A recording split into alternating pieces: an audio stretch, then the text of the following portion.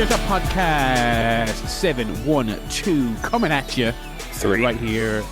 Or 3 even, pick a number. It doesn't really matter, does it? It's in the 700s. That's the thing people will hear. They think, oh, wow. At this point, yeah. 700 plus episodes. I'm so impressed by the lads. I don't actually care what the number is what they're saying into their podcast devices of choice. Loaded broadcast coming up here. We are back at a full trio here. The boys are back in town. Quite literally, Joe Towner back in town. Back in town, baby. Here we go. Ready to rock and roll. In a new room of his new mansion is Paul. Hello. So many rooms. I could probably be in a new room every day for the next 3 days. Next 3 podcasts. Coming live from the toilet. And I'm also here in the same room I'm always in. We've got a jam-packed show for you all. Let's start with. Joe. So you're back from America there. Are we talking Spotify deal, YouTube audio? Where are we going next with the ChairShot empire, or are we sticking with ChairShotPodcast.com for now? Have you heard of Rumble? I have. Right. I have. Yeah, and I've heard the money is good. They are launching Rumble podcasts. Would be. I'm shocked that's not a thing already. We will have to promote Alpha Brain. It's sort of like Blue Chew, but but green. I don't know if you know about it, but it's sort of Blue Chew, but not woke Blue Chew. Excellent. Blue Chew, okay. Red Chew. Yeah, red. Yes, red. There Chew. you go. There you go. It's for MAGA folk. Yes. Who are too manly to get an erection. Yes. So they need a bit of help. So yes, I sorted that out. I spoke to President Trump, got that taken care of. So no problem. Excellent. Yeah, it's about in LA for a week. I tell you what, lads, every time I come back to the UK, and it is pissing down, to be honest, this week. You know, it's not the best weather to come back to, but in LA, it was about 36 degrees. Ooh. And the feel-like temperature was something like 42, 43. Jesus. It was unbearable. It was like air conditioning on all night kind of weather. So when I come back, I'm like, you know what? Yes, it's pissing down, but at least you can just put the heating on, get a cup of tea, get cozy, and you're not suffering through a fucking drought or whatever. But no, it was very good. It was a very good trip. Just there for a week. Packed a lot in. Mm-hmm. Great news on the snack news. Go on. M&M pretzels are back. Last time I went, they were nowhere to be found, not on sale. Thought they'd been discontinued. Went into Walmart this time. Boom! M&M pretzels. Got three bags. Got 3 big family-sized bags. About 2.5 already. So that's good. That's good progress. And I haven't tried to cut back on the snacking this time because normally I come back having gained about 30 or 40 kilos. Knocked that on the head this time. But yeah, it was good. I did on return. This is completely unrelated to the trip, but I treated myself to a Papa John's pizza. Got an old 2-liter bottle of Pepsi. Mm-hmm. I don't know if you guys know about this already. Actually, what's the old bloody fizzy drink situation over there in the Emerald Isle? Like, is it? Do you have any sugar taxes like we have? Oh yeah, yes. You have the sugar tax as well. We've got sugar tax, and we've got 15 cent on all cans and bottles that you get back off the machines when you return them. Deposit scheme, right? Yeah. Also, the person in the shop looks at you when you're coming in to buy your second 6-pack for the day, and they go, "Nice." Yeah, because I tried to not to have too many of the fizzy drinks. The problem is when you go to America, they have all the sugar still in there, right? I was over there, I had a 7-Up. Oh my God, it was like full sugar 7-Up. It was heaven up. Forget 7-Up. Oh my God, it was so good. It was like being back in like 1994. Honestly, it was just like proper stuff. But anyway, I bought the Pepsi on my return. I was drinking it. I was like, what does this taste like? Ass. This is just awful. I was like, there's something wrong with this Pepsi. I look it up. They changed the recipe 2 years ago. They took half the sugar out and replaced it with sweeteners. I've been under the impression this whole time that Coke and Pepsi were the sort of holdouts in the sugar wars, but they've given up. So I ended up pouring half of it down the drain because it was just so bad. I was like, well, I don't even want to drink it. So that was a disappointment. Anyway, the trip was good. Went to see Oasis at the Rose Bowl, which was really, really good. We had a great day out with some of Michelle's friends who were also going. Then we went over to the Rose Bowl, which is a very big stadium in America, in Los Angeles. Also pretty run down. I don't know when it was built, but I don't think there's many stadiums like that over this side anymore. Yeah, like the Gross Bowl at this stage, isn't it? Yeah, God, it was rough. But pretty good. Yeah, show was really good. Oasis, they come out, they did all the stuff. Liam Gallagher was there. That was good. Noel was strumming along, as he does. Did a couple of songs himself. Yeah, it was really good. Obviously, I mean, I got the sense that for a lot of Americans, it was more of a kind of 90s nostalgia type thing. Like it was like some big band from the 90s is back. And that was how the media were describing it as well. Like, oh, the 90s are back, that kind of thing. Whereas, over this side of the pond, it's much more Oasis a class. It's not nostalgia. It's like we've been waiting 20 years for Oasis to come back because they're fucking great.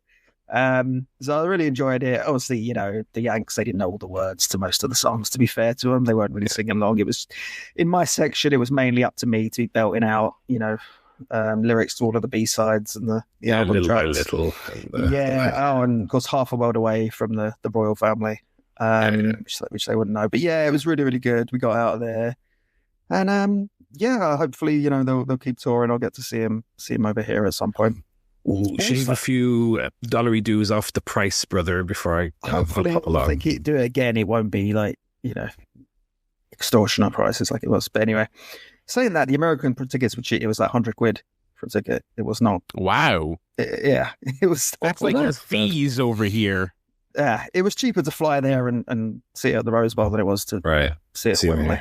Yeah. Right, don't let Nick Khan anywhere near Oasis, please. Oh, God. McMahon, you fucking mark. Not charging people enough. Cared about families. So that was good. And then we ended the trip on this Monday, with a trip to Universal Studios for the first time ever.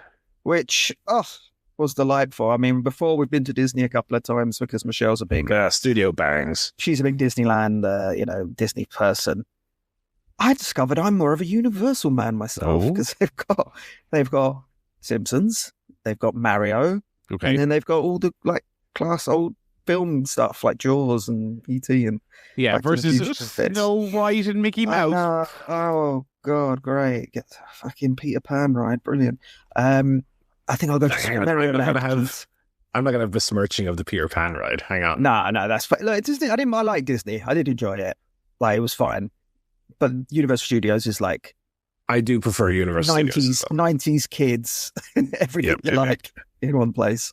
So we went to the Nintendo World, which I walked into it and it looked, I posted some pictures on Instagram. You walk in and you see this big Mario mountain with all the blocks on and everything. And I literally started screaming. I was like, I couldn't even control myself. I was so excited by it. And then, so the whole thing, it works. You buy this kind of wristband that you can put on. It's like a RFID chip in a wristband. Yeah. That costs £45. So you pop that on. We shared one between us instead of getting two.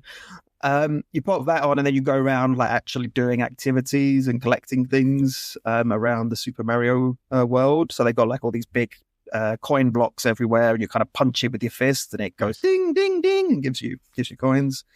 There's different kind of rides and activities that you get points for. There's a Mario Kart ride which we did 3 times, which was really, really fun but quite stressful because you're trying to shoot Koopa and all the Koopas.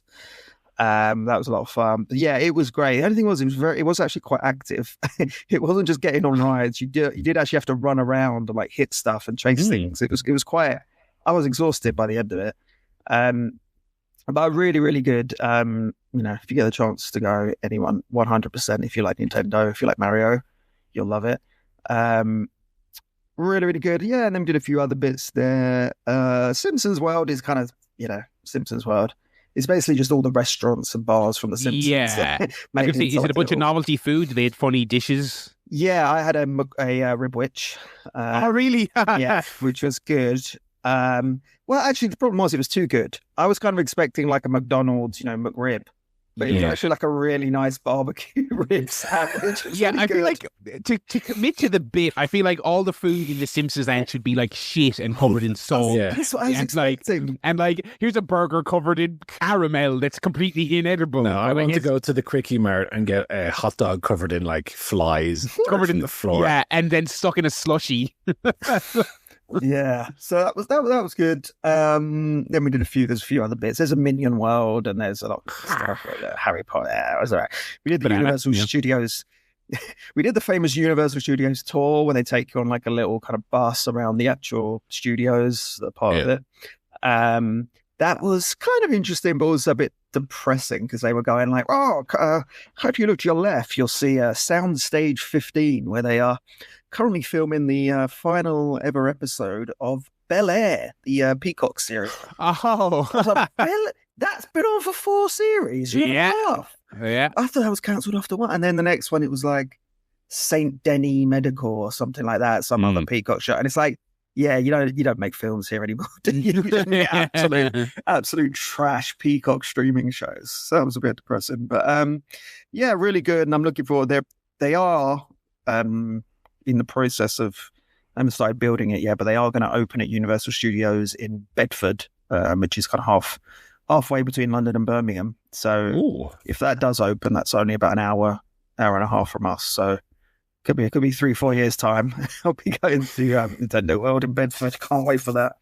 So anyway, yeah, it was a very, very fun trip. And then the flight back, got on the plane. Everything seemed to be going well. And then the pilot said, we've got a little fault in the one of the systems in the cargo hold. So we're just going to get an engineer to take a look at that. Just keep you updated. We just get an engineer to look at that. Oh, the engineer's fixed it. That's good. We'll start taxiing now and wait for our takeoff slot. Start taxiing. Turns out the system, it wasn't fixed. Actually, it's broken. So what we're going to have to do, we're going to have to take all of the cargo out of the cargo hold and leave it behind, and then move all of your luggage to another part of the plane. Sat on the tarmac at LAX for 3 hours. Oh my God. It's up 3 fucking hours before a 10-hour flight. So I was sat in this seat for 13 hours. Yeah, not the best flight I've ever had. Especially that's the longest you've had to be like that since you were at Double or Nothing, I think, wasn't it? Yeah. So then, but then I got back.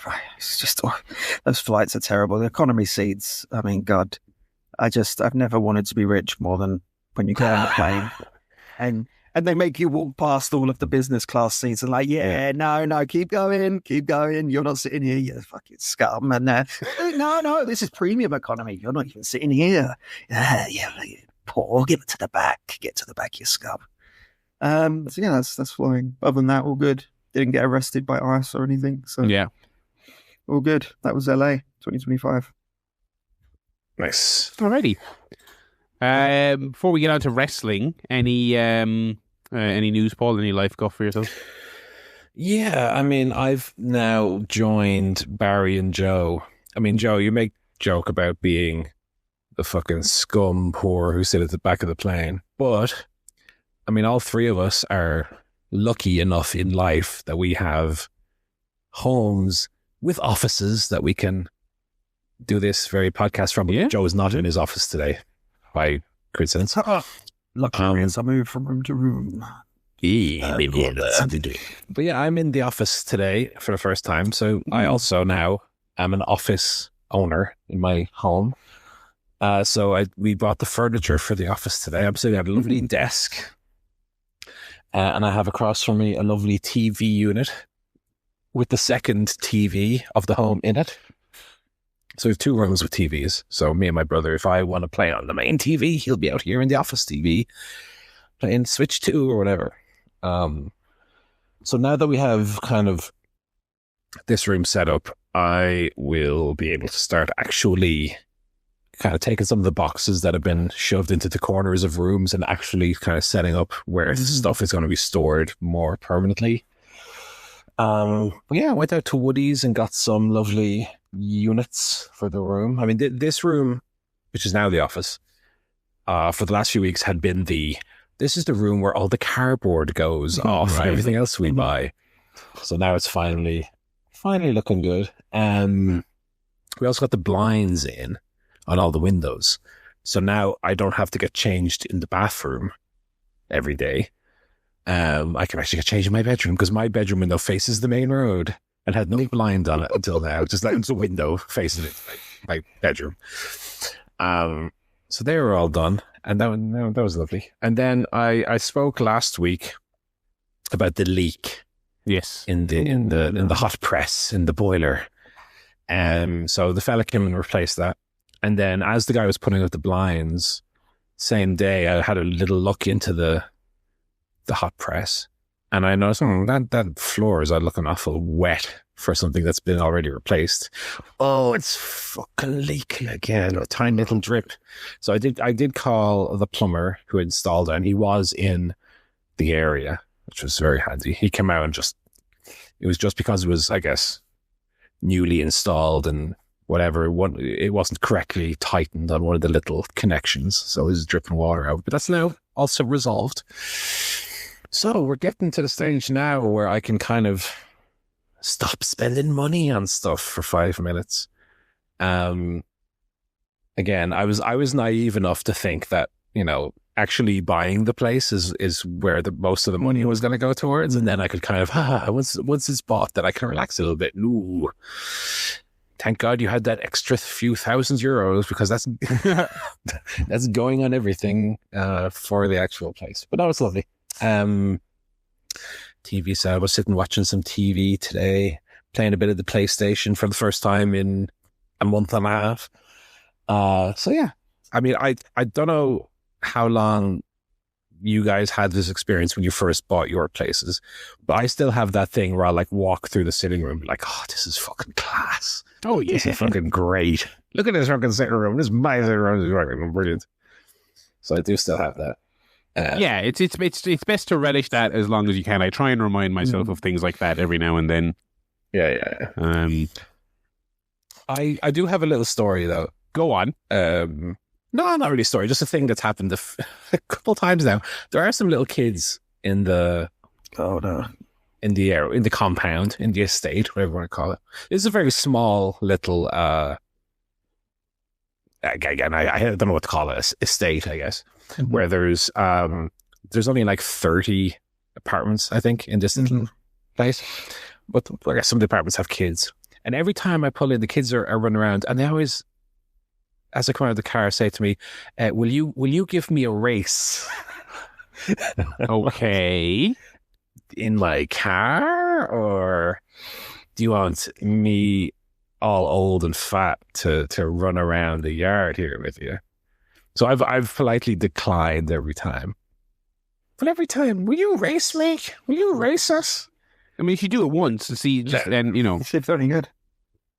If I do it once and I'm absolutely humiliated and lose, then how can I look in the mirror at myself? But I was thinking, if I have to come on this podcast next week and say you died of a heart attack because you had to foot race these children, I'd be so embarrassed, and I'd also be regretting my words and deeds. For encouraging you to do that, but no, but everything's going good. This was a very good week, and a week where, I mean, even though I've been living here now for a month, maybe a little bit close to a month, this is the first week where I was able to just kind of relax a little bit and enjoy the labor and the payoff of it all. So it's been lovely. That's about it. Alrighty. We will one bit of quick wrestling news here just from earlier today. It does seem like Andrade El Idolo is departed from World Wrestling Entertainment, and it seems just as we were going to air here, the news seems to be some sort of non-specific punitive thing. Meltzer said non-drug or alcohol related. Then I think I saw another report saying he did have a previous wellness violation that got him in the bad books, and then there was a separate behavioral thing that resulted in him leaving. Again, that's all. I feel like a lot of this is unconfirmed. It seems like there's a lot of kind of speculation. I mean, obviously, look, it's that's going to crystallize probably over the next couple of days. I don't know the particulars of it, but yeah, interesting. I mean, he was a guy along with Miro and Alice Black less so. He was a guy who I really enjoyed in AEW. I would have liked to have seen him stay, but also it just seemed to just constantly be just, not happy and then kind of away for periods of time and but also someone that when he left, I was like, I really don't think the grass is always greener. I don't get the impression that they're going to do anything with you. And indeed they did not, even before whatever this was. I mean, he was literally the speed champion not that long ago. So that's where he was. What do you make of this? What do you think comes next? Any interest in it? Do you think it's even possible for him to come back, considering he was one of the infamously kind of like, grumpy, I can't wait to get out of you guys in AEW? I mean, he wasn't. I don't think there was anything in his departure that was like particularly egregious. You know what I mean? It's not like he went on Twitter and I don't remember. No, he did. He wasn't the he wasn't the worst. I will kill you. No, he wasn't doing Guantanamo Bay photo shoots. He wanted out, but it wasn't like that bad. So I could see it possibly happening. I guess the problem is not so much that he left AEW before, but that the guy clearly just is completely ungovernable, ingubernable. Like, he's not going to be happy whatever he does unless he's like the world champion. Yeah, even then, he'll probably have something to mind about. Well, I mean, let's say the question is, Joe, would you take him back to AEW? Would you have him back? Me, I would. So long as I would make it crystal clear to him. I'd be like, I think you're great. I think I posted this on Blue Sky during the week. To me, this is a guy I would have doing either a TV program or like a definitive B pay-per-view main event with like Hanger. And I'd say to him, look, that's your level. If you get mega over, we'll talk about it. But you're not going to be the top guy. And I think he's excellent in that just below the top guy level. And if he was cool, then I'd take it back. Yeah, I think he's great. I think he's super talented. I think he's charismatic. I think he's a good depth guy. But if he's like, look, I'm coming in and I want to be tippy top, it's like, well, I would look at the AEW roster as it currently is, and I'd say that doesn't. Yeah, I don't see that. One thing I always want to try to avoid falling into is being so pro AEW and anti WWE to the point of being reactionary to when someone leaves to go to WWE, they're fucking shit, and when someone leaves to come here, they're fucking great. But when Andrade was in WWE, or when Andrade was in AEW, we were all fans of him. We used to marvel about his spinning elbow move and how fucking it was, and the good matches he had. Even in the C2, that first C2, he had a good run in there. And it was kind of it's a shame he's going. Good luck. It's not the talent, it's the just chaos, the chaotic. It's like with Roosh. Roosh is great, but he never seems to be able to be there 3 weeks in a row because something happened. It's always that problem. So you don't want someone to come in and just upset everything because they're on a good run. So I don't know, maybe he goes to CMLL, but then he can wrestle in AEW part-time. Very possible. Like that, and just do a part-time thing maybe where he comes in for like big matches and, Maybe they could introduce like a Mexican heavyweight championship in AEW and give him that. That's what MJF holds currently, allegedly. AEW Mexican heavyweight championship, and just have all the luchadors wrestle for that. Like, there you go, lads. You are the world. No, you are the world champion. I don't think it would do any harm if CML were interested for him to go there and kind of, rehab his image a little bit. And then maybe back to AEW. I mean, as Joe said, I would have him. I think he was a very solid kind of collision main event guy to have and kind of have in the mid card. And especially since AEW has lost a lot of guys that kind of fit into that bracket, either to WWE or through injury lately. Phoenix or Osprey's now gone, Omega's gone. Someone who can come in and have a few bangers, as you say, the discipline is in question, of course. So that would kind of lie on the shoulders of Tony Khan, and knowing what this guy has. I was like, we don't know generally how this guy is backstage. We only hear the stories. The Sammy Guevara. Callahan wasn't there. Sammy Callahan was fucking in the McDonald's or something. With me, eating Big Macs. Guevara, that whole thing. I mean, so if Tony Khan says, look, actually this guy backstage was for the most part fine. Maybe, again, we don't know what conversations were had between them in terms of when he left, what the handshake, was, or what was said, or, what reasons were given for, or what, we don't know. I don't think there's anyone that went to WWE that I wouldn't welcome back, to be honest. Miro can stay, I would say. Yeah. Mate, is he in WWE? I forgot about that. Miro, he might be the old. Well, I mean, honestly, all three of him and whatever Tommy End's current name is. I mean, they might be the ultimate grasses and greener guys. Miro compared to Andrade, Miro had like a higher peak in AEW, but that flame shone only for the briefest little 6 months. I think I'm the higher man than most people on Miro, because I thought his TNT run, I thought that was one of the best things AEW ever did. Jake, I love it. And I think that was his peak as a career as well. I mean, like, so much. I mean, like, he did some solid stuff in his early WWE run, but then it just all became fucking irony, poison, chant, catchphrase shite that I had no interest in. After the rough beginning in AEW, the TNT run I thought was fantastic. Would I take him back, though? Probably not. See, again, did not seem like the juice is worth the squeeze, unfortunately. And Can I just read you a result from NXT House Show? Absolutely. 6th of September. Hank and Tank. Oh, yeah. And Obafemi defeat Ethan Page, Jasper Troy, and Rusev. Wow. That is very interesting. On an NXT house show, no less. Yeah. That is very... who are those men? Also, Ricky Saints defeats Rusev. Ricky Saints defeats Rusev. Ricky Saints defeats Rusev. Would he have lost to Ricky Starks in AEW? I don't think so. My memory isn't great. I believe that was very specific. That specific match, I believe, was a bone of contention at one time, if you believe certain rumors. I am not the strong. I feel like that was there was like a tournament at some point. What, like, the kind of the one big Starks push he got before he left, and Miro was off TV at the time, and the rumors that he was like, "Right, you want to come back? You're losing to Ricky in this tournament," and he was like, "That doesn't work for me, brother." I might be misremembering that, but I believe. And yeah, there you go. Then just constantly then on the WWE, because I mean, I think a lot of these people are just, it's the three letters, and even sadder than WWE. Sometimes those three letters are HHH. That is a sadder thing to be a mark for. I mean, but yeah, we'll see what happens with Andrade. I like it. Maybe, you know what might be an interesting move for him? A company that could do with an injection of a charismatic top guy.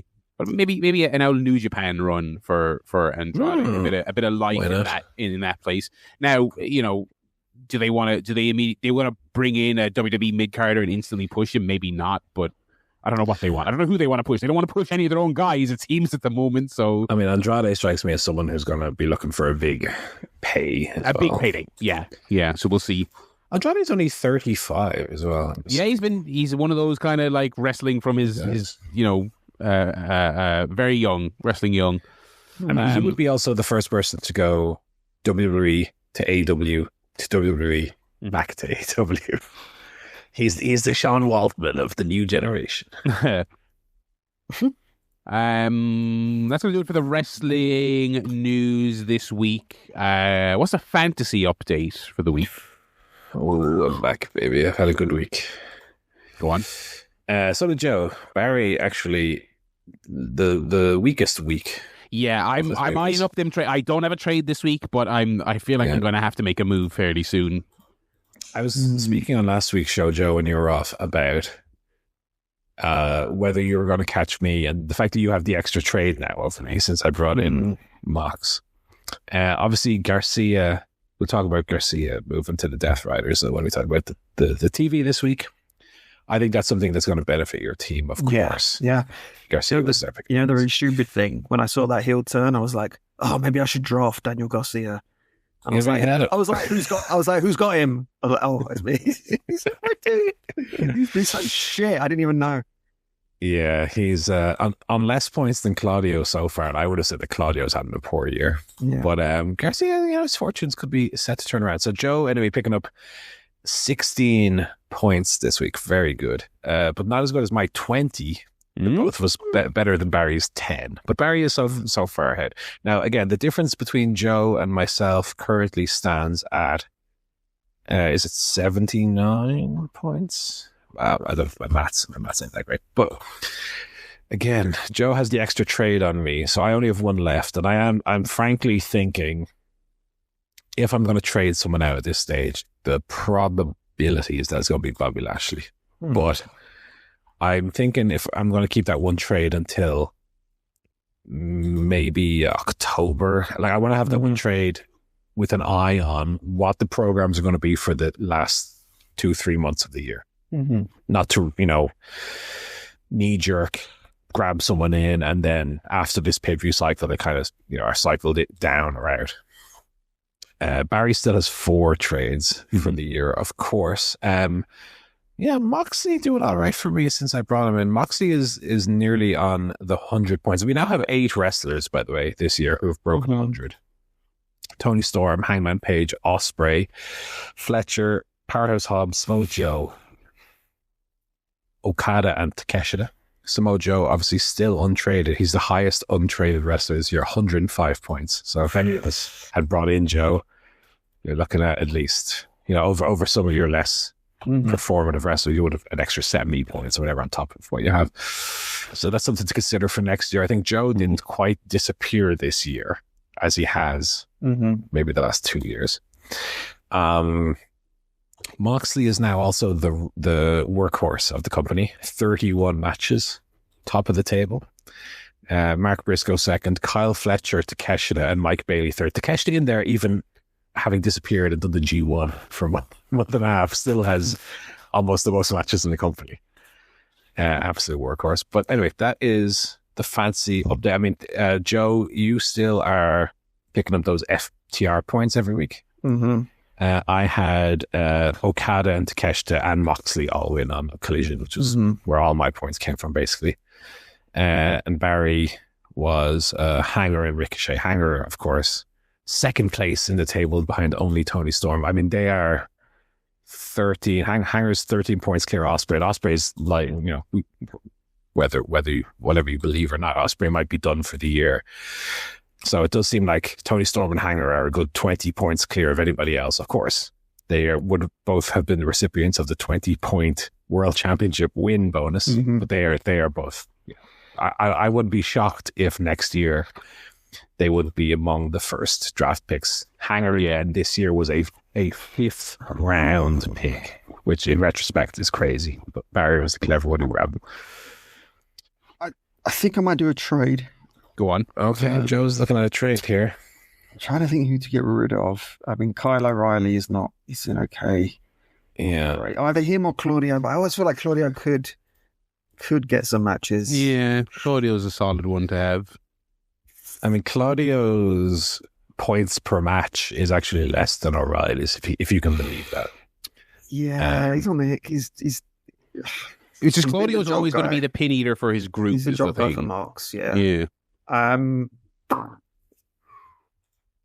O'Reilly, just to play devil's advocate, O'Reilly is like either himself or as part of Paragon.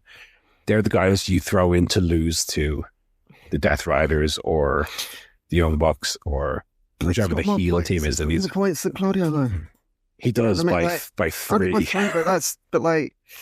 That's more points. At the end of the day, that's more points. He's a baby face. That's why I think he could always get. I'll tell you what. It's a tough one, but I'm going to drop Claudio. Right. Okay. At this point, it doesn't really. I'm not going to. It's unlikely I'll catch Paul anyway at this point, so I might as well go for broke. I think it's I'm going to drop Claudio, and I'm going to bring in the Mad King. Eduardo Kingston. Very good. Very Very good. good. I didn't even think about Eddie Kingston. Yeah, I was gonna put that in the news, but I was like, we'll cover it on the pay-per-view preview. Yeah. Because I think that's a good move. I think it's a good move. I'm also going to do a trade. I'm gonna stop. I'm gonna either shit and or get off the pot, depending on which way you want to look at it. Okay. Let me take these down. So Yeah. Let me open up a notepad here 1 second. So Joe is. Oh, I've got the plumber's IBAN here. Let me delete that. And Joe is Claudio out, Eddie K in. Who had Eddie Kingston? Was it some? Oh, Joe. I had him for 3-4 months. This is the problem. Yeah, you traded him out for Megan Bain. I traded him out. Megan Bain's got you 70 points. And same with MJF. I traded him out, and now I'm trading him back in. My whole strategy this year was fucked from Jump Street, but here we are. Okay, Barry, go for it. Okay, I am going to keep my two big boys for now, Osprey and Kenny, because I remain jittery on them being stolen by one of you fiends. Okay. However, I'm going to say Nicholas Wayne. See you later. And Nick Wayne was also a draft in. He was a draft in, so I remain. I think that was a good pick. I felt like he was just about to go on the ascent before that injury, but Nick Wayne actually, Barry. Little trivia for you: since you drafted him, didn't wrestle a single match. Yes, he did not wrestle a single. That was dreadful timing out of me. Him out, and I'm going to take out Joey Samoa in. Joey Samoa. Oh, Joey Samoa. And I've actually written down Joey Samoa. There you go. The man whose entrance song I came out to at my wedding, which I don't think I said on this show. Did you really? Yes, his AEW song. That is my wife's favorite wrestling song, and that was her idea as well. Is that one? Yeah. Bum, bum. Yeah. Very good. Which was a lot of fun. Very good. Okay, those trades are locked in. I feel like I'm going to put myself on an unofficial. If Osprey and Kenny are not back by, I was going to say the C2, but that's still ages. I probably need to go before that because that's going to be December. I'm going to say this time next month. I'm going to make a decision on them. Alrighty, that's the fantasy update. Do we have another feature for the week? We have a quiz. Now, I've been playing Wardlow the last couple of weeks. Mm-hmm. Barry was defeated last week. Yeah, Joe, I needed you. Oh, man. Wardlow injured, by the way. I mean, that's another news story, but anyway. Yeah. So, because, we the quiz master did get a win on Wardlow, I think we'll give it a break this week, and I think we'll go back to the classic wrestler 20 questions and let you guys use a bit more of your own agency to try to figure out who a wrestler is. Of course, wrestler 20 questions, as opposed to Wardlow, not necessarily going to be an active wrestler, okay? I have picked somebody. And I'm going to pull open Wikipedia here. And I'm going to type extra letters so you can't work it out who it is by my typing. He only typed one letter. It's Kane. Okay. I've got it pulled up here. So you have 20 questions to try to figure out. Okay. What is this Wikipedia page that I have up? Okay. So if you want to open up your own notepads, go for it. I'm only going to be keeping track of the number. I'm not going to keep track of answers, okay? That's for you guys to do. Okay. I got a pad. Okay. Start top level stuff here. Yeah. Is this a man? Yes. Okay. It's a man. Are they alive? Yes. Okay. Man alive. Are they active? Are they active? I would say no. Not active.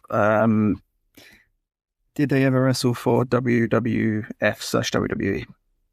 Yes. Okay, wrestled in the WWE. Were they ever a WWE World Champion? Yes. That's 5. I'm doing a lot of yeses. Just go by dates. Did they hold a world championship in the decade of the 1990s? No. Okay. Being in the 90s? Nope. No. So just I run that question by me was the world championship they did not hold in the 1990s. Okay, just to clarify. Yeah. Okay, just that so. Did they hold the world championship in the 2000s, which I'm clarifying is the year between 2000 and 2010 inclusive? Yes. Okay. Held title in 2000s. That's quite a few, but okay. So let me think. So between a world champion in WWE in those 10 years who is not currently active and was also not a champion in the 90s. So a first timer. Booker T. Was he a champion in the 90s? No, he wouldn't have been. No. Kurt. So I'm going to make a little note here. Possibles. Booker T. Batista. Booker T. Batista. Kurt Angle. Angle.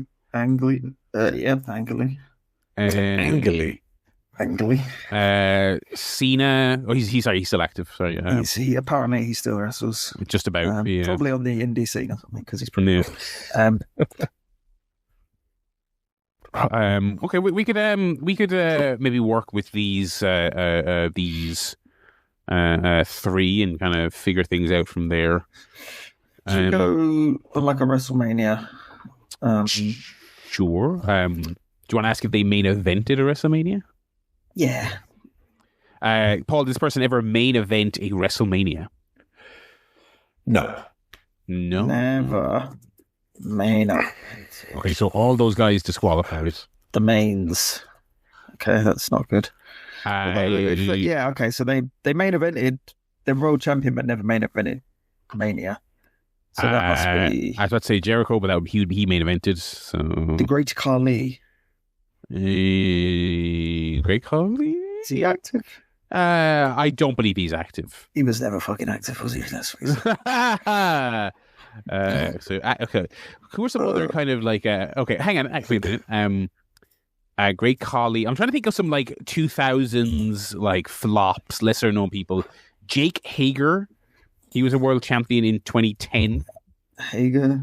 What about Bradshaw? Bradshaw, excellent. John Bradshaw Layfield. Paul, is this person a white man? Yes.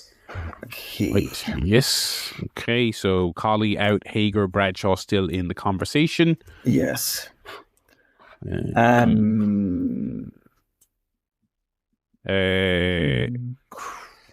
Christian was a champion in the 2000s, but 2011. Sorry, he was not a champion in 2010. Okay. I think those are 2 good ones, Hager and Jade. Wait, when did Hager win the belt then? 2010. Oh, it was 2010. Okay. And I believe he is inactive. He seems to just be doing podcast appearances now. Right. I'm leaning more towards the JV. I'm trying to think any other. Who else held the belt? I'm trying to think what white people. I was going to say gender, but obviously no. Shamo is still active. I'm going to go down the Hager route here and ask: has this person ever had a tenure in AEW?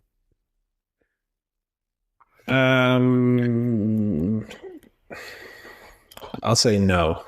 No, not Hager then. Not Hager then. Fuck. Okay. All right. So John. Oh, let's think. Who were the world champions? Right. So you had going from 2000. It was a chat. You had Rock, Levesque, Angle, Jericho, Cena. I'm just going to clarify for you guys as well. A 10-year, I'm going to consider as like being signed to them, basically. Being right? signed, yeah. An actual one, yeah. Yeah, so I wouldn't count, for example, like fucking Sabu didn't have a 10-year. No. Or, anyone like that. Rob Van Dam? He's active, isn't he? I don't know. I actually don't know if he is. I can't remember the last time. He seems to just show up places for cameos and stuff, I actually, because I don't think he's wrestling in TNA anymore. Like they were he was a regular there like up until very recently, but I actually don't know if he is anymore. Something who else? Like Jeff Hardy was in AEW. Rob Van Dam, Punk, Edge, all AEW. Orton still active. Rob Van Dam is an interesting one. We could go. Wait, no, he was a champion in the 2000. Oh no, sorry. He was a champion. 2000. Okay. 6 or something, wasn't it? So yeah, look, I think also then you're getting into like Orton, Batista. Who else in that kind of late 2000s era? Is anyone else? Okay, so Cena, Orton, Khali, Undertaker, who was a champion in the so discount him. No, Michaels was a champion in the 90s. Like WrestleMania 21, 22. Van Dam and JBL both never main evented too. So Yeah. that is, So it was just Cena and Batista. Yeah, I'm thinking one of those two. okay, what can we ask for? Did this person have a notable run in ECW? So I'm not saying you have to cage match if they ever had a match there. Was this person a notable ECW wrestler? Yes. Okay. Fucking Sean. Well, yeah, it's got to be Robert. Who else could it be? We're very limited. If we want to, do we want to get one guess, Paul? We haven't done this in a while. Do we get one guess on the guy? One guess. Yeah. Let me ask one other question that will cement this. Okay. Was this person ever, in any period, a TNA world champion? Yes, they were.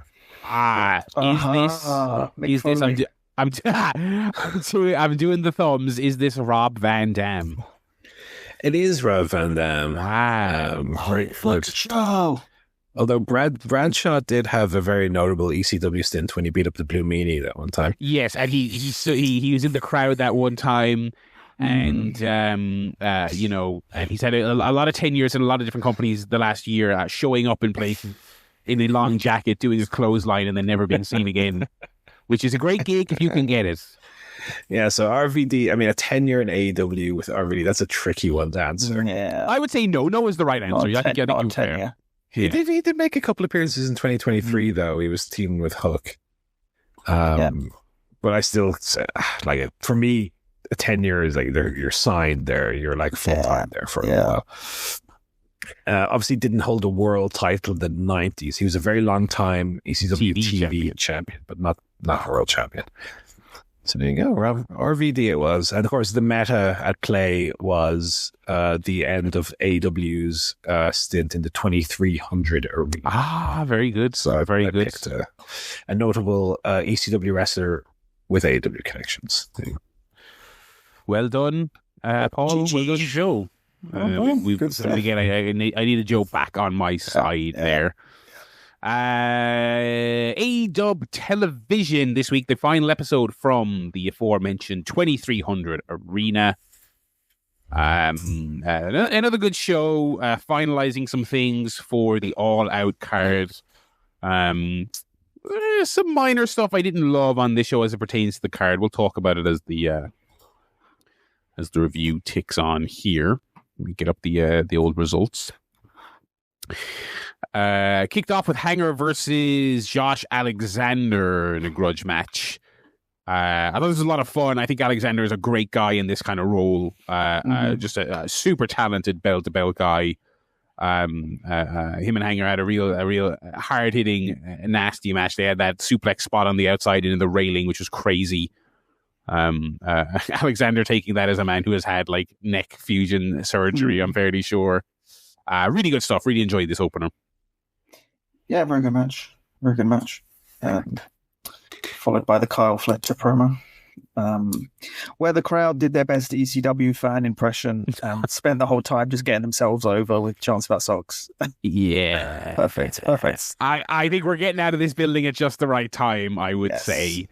Also, I mean, on that subject as well, I mean, are we all completely over the bald thing?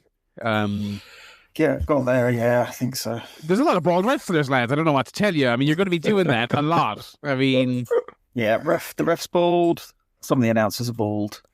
Yeah, that's the thing. So let's leave that. Let's come up with a new one.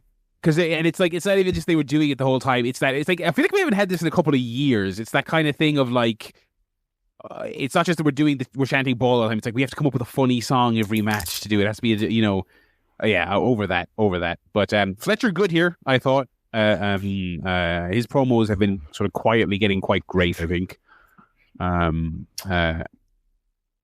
they're good, and I love Fletcher. I think this is a perfect time for him to have this kind of match and lose, but then be elevated in the process. This is great. I like Fletcher a lot. I do think his promos still sound a little rehearsed. I think if he could get to the next stage where he would sound very naturalistic, that would be great. Well, he's almost there. I mean, his promos are very good, but it definitely... I mean, the vibe I get when I watch one of his promos is that he's reciting a script, albeit he's doing it very well, but it doesn't sound like somebody necessarily saying their own thoughts first. I do find him to be kind of very naturally irritating, though. That's what I think is his strength. Like, as a heel, he just comes across like, oh, shut the fuck up. Like, he's like someone on a Twitch stream just screaming. It's just like, oh, God, stop it. He's got Gen Z face. It's just like, you just want to punch him. This is a nitpick. This is like a positive version of a nitpick. He came out with like just normal spectacles on, like just thick glasses. I'm glad he's ditching the Seth Rollins Temu glasses that are like heart eyes that are dripping. Because I think there's at least two other wrestlers that are also wearing Mercedes. Mercedes does it. It's just like, I don't think it suits him very well. Again, it's this kind of lazy thing a lot of wrestlers do. Where like, oh, I'm wearing a crazy outfit. Look at all these, look at all these feathers on my coat, and look at all these over the top glasses. I think as he slowly tries to like legitimize himself, I think coming out like just dressed as a normal kind of sort of proto world champion look, I thought was a big step up. So I thought he looked the part quite well here. But yeah, this is really good stuff, and I think this will be, again, I think this is your very obvious kind of B show is the wrong term because All Out's like an A show, but like it's a show where there's something other than the world title is the actual pull, and so this is kind of a it's a very strong B. Yeah, so it's kind of like we'll Fletcher doesn't really have a chance, but we're going to have some fun here with the world title scene on a show where the world title isn't really important, so we're gonna do something interesting with it. Right. Thumbs up there. Moxley went up to the Young Bucks. They're in a $500,000 tag match later, and he was basically like, look, the Death Riders, we'll just let you have the money if you get the job done. So there you go. And Cutler told him to fuck off, except that would have been cooler. He said something. He told him to shut up and. Shut up, Young Bucks. I don't know. I don't know. I'm not going to be cheering for Brandon Cutler doing the David Brent fuck off Finch. Yeah, way worse. Yeah. So there you go. We got Mercedes and Emi Sakura versus Riho and Alex Windsor. It was good fun. First time seeing, again, whenever Riho comes back, they remember that they have Emi there as well. Yes. This is kind of weird though, because so Riho is facing Mercedes at the pay-per-view, but I guess because she has the funny theme song, they came out to Windsor's music. Was, I guess, the reason she did that. Yeah, I don't know. It's a bit weird. Windsor. Riho tapped out Sakura, of course, to set up the pay-per-view match. So there you go. Yes. Sorry. Up next was a Ricochet segment, which reminded me of something from the first segment on the show because they're doing the same angle with two different people. Ricochet goes up to Shelton Benjamin, and he says, "Let's do a gentleman's agreement where everyone will stay in the back for our match, and there will be no interference." And Benjamin, who I guess the Hurt Syndicate are, I guess, are kind of your tweenery, leaning, facey kind of guys. The moment he honors that. The story of the Hanger Fletcher match is that they are also. It's going to be a kind of come on, Kyle, show me what you got. Leave the Callis family at home and let's see what you can actually do without them. Kind of weird to do that same angle on the same show, and I would imagine foreshadowing the exact same finish as well. Which was, of course, that the to jump forward a little bit to Shelton Benjamin versus Ricochet. Of course, Shelton honored it. Ricochet, who suggested it, did not honor it. Which is a fine heel shtick, for this show, but it's literally the exact same thing, is it not? Yeah. Now, I would love if because I assume because they obviously love Fletcher and want him to be a big deal in the future, unless at the pay-per-view the twist is that he does honor it and he loses it, and he's still a heel, but they plant the seed of like Hanger respects him and endorses him in his losing effort to kind of maybe plant the seed that at some point he might go off on his own because he doesn't need the family to maybe, but So Ricochet certainly did the exact thing you would expect. I think it'll be a bit silly if then at the pay-per-view Fletcher also does the exact thing you would expect. But anyway, got a video package for FTR, Cope, and Christian. FTR came out to complain about the video package, and they then started beating up cameramen and yelling at fans. And very weird, odd segment. Yeah, they wanted fans to swing on them, and so. I mean, it was all right. They got good heat. The fans were angry with them, but again, I like Stokely in it. That's all. Stokely was funny. It's kind of like we talked about Paul last week about when you kind of do big mad injury angles all the time. They don't hit as hard. Like Kenny getting the brain buster just didn't really hit in a way because of how often they do stuff like that. FTR has beaten up 1 million people. They've beaten up stagehands and security and announcers and everything. So doing this thing where they snap on a cameraman's it's just another angle you're doing. Do you know what I mean? This is where we got Benjamin versus Ricochet. Ricochet, of course, won GOA assistance. This is all right. Benjamin, this part of his career, he was not considered a big man in sort of his prime, but he was bullying, flinging him around like a horse, which I thought was kind of enjoyable. They are doing 6-man at the pay-per-view.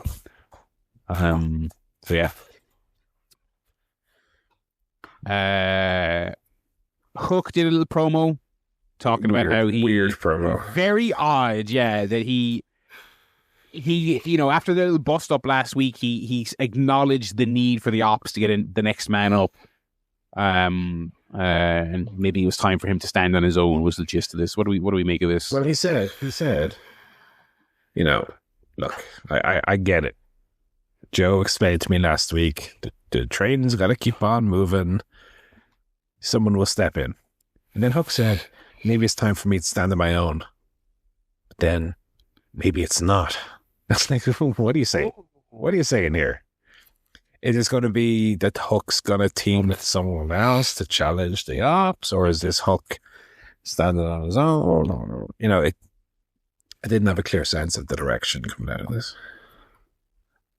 Yeah. Which maybe was the point. Maybe it was the point.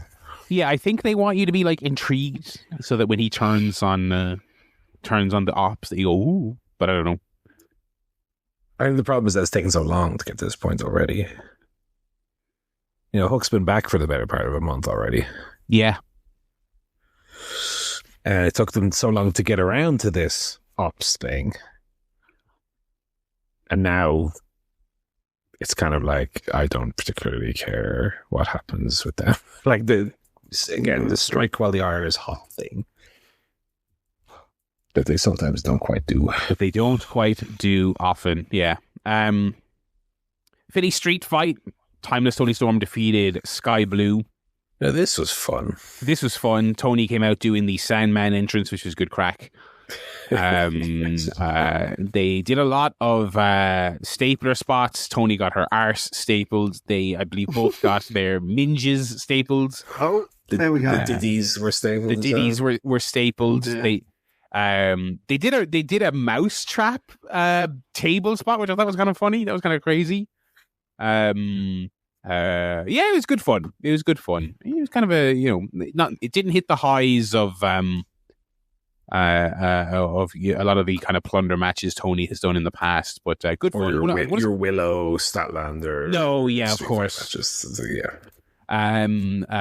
But one of the better Sky Blue matches certainly in a while. For sure. Triangle of Madness came out to beat up Tony Storm afterwards. Statlander made the save. Jamie Hayter came out to even the odds. Accident. Statlander, generic. We're doing a 4-way at the pay-per-view stuff, My favorite part of the match was Danielson on commentary saying, all this stuff doesn't, I'm not sure it's a good idea. It doesn't really hurt. Yeah, what was that? Yeah, don't hit anyone with a VHS. Doesn't really hurt. Okay, bro, I'm just giving the... Yeah, he was like the like the cookie sheets. He's like, oh, well, they sting a little bit, but they don't really hurt. I never understood using that. I was like, well, all right, JR. Well, the point is that you're supposed to pretend that you do know what then it hurts and then it sucks. It's a work, Brian. Especially you as the former wrestler. Now, I will say in general, I thought he was very good. I enjoyed him in commentary. He's good. But I mean, yeah, he obviously not really into some of the wackiness they were going for here. There were two things I enjoyed here a lot, in addition to what Joe already mentioned. I love Taz learning what an electric fly swatter was. Yeah, again, can we smarten up these commentators, please? If they're going to do a big key spot, he didn't even know what it was. And there's electricity in there. Is that what's going on? and let me tell you, so they use this device to destroy flies. The little bumblebee gimmick. Yeah. And then the second one was when Tekla was attacking Tony Storm. And Tekla was doing her spider pose, and Tony Storm was standing there all days like she was a character in No Mercy on like danger setting. And she just stood there all. And then Tekla here with the sphere finally. It was very funny. I was like, that no human stands like that. She's like a computer game character. She did finally. Tekla did do her pose like over Tony Storm when she's on the ground, which was kind of cool. Yeah, that's cool. These two women's matches, though, I mean, feel very... I guess we'll get into it with the pay-per-view preview, but like Rio just returns, gets a match. Yeah. And Tony Storm just goes, you three, I guess. Sure. It's been a big week for me going, is there anything to be said, Tony, for the rankings? Is there anything to be said for getting some owl rankings back? I do feel like AEW post All In, it's very much like, okay, the year's over. We're just going to, let's just get through to the end of the year. I feel like the first half of the AEW year is where everything happens. And then the second half is like, we got a few shows left. And then we got the C2 and then that's it. It's just very much like cruise control. But I'm not even that angry about it. I just, I'll watch the pay-per-views. I don't worry about the TV so much. Oh, I think you're definitely right in terms of All In. Like everything was planned and, mathematically set to add up and finish at All In. And now we're in the month afterwards. Forbidden Door as well. The placement of Forbidden Door this year, little bit higgledy-piggledy. And now this is like the first month post those pay-per-views where it's like, okay, let's try and figure out a new direction. And maybe, as you said, it's just like, let's get to All Out and then we can kind of figure it out from there. Yeah. It's all the injuries. I mean, I don't know how much of these injuries were kind of figured in advance. Basically, these 3 months between All In and the C2 are just like, just put on some shows. We're not going to give you any storylines. We're just going to do some shows, and then we'll reset in January for next. Yeah. Speaking, as Paul alluded to earlier, of taking forever to pay something off, Renee is chatting to Willow who wants to fight Marina. Up comes Harley singing a song, and it's a cute little song and whatever. And Harley's trying to woo Willow to team with her and Statlander, and Willow's like, listen, you're cool and all. I don't know about that Statlander girl. There we go. Another segment where they just drag that out. And then Renee finished the song with Harley, which is cute. Yeah, it was then just checking my watch here. It's time for another brother, is there anything to be said for the rankings coming back segment? They announced this tournament, right, for the Unified Championship, which is Okada's belt. Now, I'm not saying this is not like, the peak of like Russo TNA stupidity. I'm not trying to say it's that bad, but I don't. Why would you, like, in the canon of the universe of AEW? Why would you intentionally make a tournament that ends in a 3-way? Wouldn't you? Why would you deliberately do that? Shouldn't the point of a tournament be to determine a top contender? Anyway, they're doing. Yeah, also, this feels to me like something that was reverse engineered from the desired match.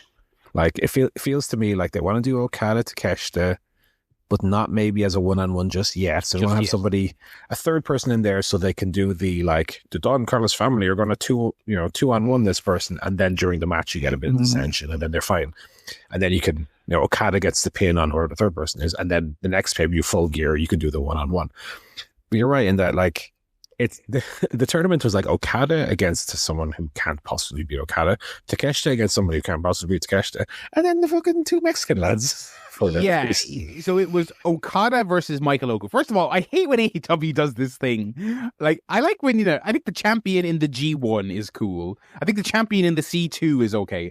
But AEW always does this thing where the champions in the tournament, I don't like that, right? Maybe that is... This was also a title match, Okada against Michael Oku. Against Michael Oku, a lad from Rev Pro, who I'm certain he's had matches on AEW TV, but not many. He was on, like, the Ring of Honor pay-per-view a couple weeks ago. I like Michael Oku, but that's ridiculous, right? So he beat him on Collision. Takeshita beat Anthony Bowens in a tournament match, and then they announced Mortos versus Dorada. Has that happened yet? That's on Dynamite. That's on Dynamite. Okay, which will be fun. But I mean, I see. Yeah, to be your point, Paul, I imagine that's Mortos, and they do the whole Takeshita. Takeshita and Okada, we're going to double. Oh, maybe beat Dorada, actually, because Dorada's a babyface, but I don't know. But yeah, it's kind of wacky, a bit wacky. The card in general is quite wacky. We'll talk about it in a second. We got our weekly 10-man tag, 500K on the line. Death Riders and the Young Bucks defeated Brodido and the Ops. Another good fun match in the pantheon of these fun all-star tags. The Bucks pinned one of them pinned Bandito while the other one held his feet outside of the ref's view. Yes. So Tony Khan down another 500K here. He's running out of money like nobody's business. Does Big Shad know he's doing all these money matches, by the way? Yeah, he's like, Dad, I need this to sign a great wrestler. Oh, no problem, son. Son, I've just turned on HBO Max, and you won't believe what I thought. There's graphics with my money all over it. It's like, it adds drama, Dad. God. Where's the Stevie Richards video saying AEW pays the winners of their matches too much? So after this, the Bucks were chased away by Brody King. The Death Riders started beating. They got the big. Oh, they had a bag of money this time, by the way, which is good. If they're going to keep, I don't know why they're obsessed with these money matches, but they should always have the comedic burlap sack with the dollar sign on it. To be honest, they had literally a bag of money. I mean, that comes close to our fantasy physical thing criteria. Actually, yes. Yeah, I believe I tried to make that point previously when one of my picks won a money. This was like they actually had a big bag that the Young Bucks ran away with. Anyway. Darby Allin came out, brawled with Moxley. He was then attacked by a mysterious hooded individual who it turned out was Daniel Garcia. people seem fairly muted on this turn. I wouldn't disagree with that stance, but I'm also kind of I would. I disagree with it. Well, I would say that you got to do something with this fucking guy. That's my stance. This guy is doing fuck all. Now I don't. But see, my thing. The only reason I still ultimately think you should do something with it. So whatever, I'm fine with it. But I mean, my thing about it is that whenever you turn this guy heel, people don't really want to boo him. They might play along and boo him, but it's like counting down until he turns face. It's like the whole "you're a wrestler" thing. We're going to get that again, where like people aren't really going to boo him. They're going to like basically instantly start willing him to be back a face again. And it just seems when he's a face, then they have no idea what to do with him. But whatever. I mean, look, it's something. It's something. I think they had to get him. They had to get him. I think he fits that. Unlike the Jericho groups, I think Garcia fits the Death Riders. A bit more. Yeah, I agree with Barry. I just think when he's a babyface, what about if he was attacked by another heel group and they beat him up and then he ends up beating one of the wrestlers? Yeah, I don't know. I give that a try. What if he was to have a feud and then win the feud? Yeah. Can we write an open letter to Tony Khan? Dear Tony Khan, this thing you do with baby faces where the baby faces come out and go, gee shucks, aren't I just a fucking loser? And then they lose the match in front of a bomb. Let's not get those, please. So yeah, we'll see where this goes. That was Dynamite. A pretty good show. Not just to mention, Garcia did a curb stomp on Darby and completely whiffed, missing the chair. And then they did a second one, which looked great. And then on Collision, they showed a replay of him missing. I think they kind of played it off a little bit like I don't know, like I feel like Garcia froze, like he's like, should I do it again? And then Mox kind of improvised, like, we're doing that again. And I guess they tried to play it off as like he was giving him a curb stomp because he's a bad guy. But Mox is even worse, and he said, no, do it on the chair. Despite the fact that they obviously set the chair up ahead of time for the first my one. thinking was, okay, they did that because when they show the clips later, they'll show the curb stomp on the chair. And then in Collision, they showed him missing the chair. It was so strange. But anyway, that was Dynamite. It was good. That was Dynamite. That was a good show. I didn't. Collision looked stacked as hell. I did not get a chance to watch Collision it. was great. Good. I got very tired during it though, so I did hit the old Laba. That Laba, by the way, is not a little collectible troll toy, which was on South Park the other week. It's the Irish word for bed. Hit your Laba. Collision was okay, but I did watch it in two halves, so that does kind of ease it a little bit. MJF opened. Unfortunately, Barry, my prediction from last week did not come to pass. They're doing a far less cool stipulation. I predicted Joe last week that Briscoe and MJF might do a dog collar match, given that they both have history with that gimmick. They're doing a tables and thumbtacks match. Great. I still think the match is going to be very good, but that as a stipulation doesn't tickle my loins as much as something like a match. I hate the thumbtack spot, although I'm kind of intrigued by the idea of a thumbtack match, but I was thinking like you could do almost like a coffin match, or it's like a pit of a million thumbtacks or something in a pit. You have to throw your opponent into something like that could work. But maybe if it was, I don't know. That's more gimmicky. It's not a blood feud kind of thing. You could do that as a kind of fun, sort of hardcore gimmick. But like, tacks and tables. I was a little disappointed with that, but that's partially because I had convinced myself that it was such a good idea. No, but I get surely they would do it. I get you. It's a little bit disappointing, and also in the broader context of this card. I mean, this card looks a little.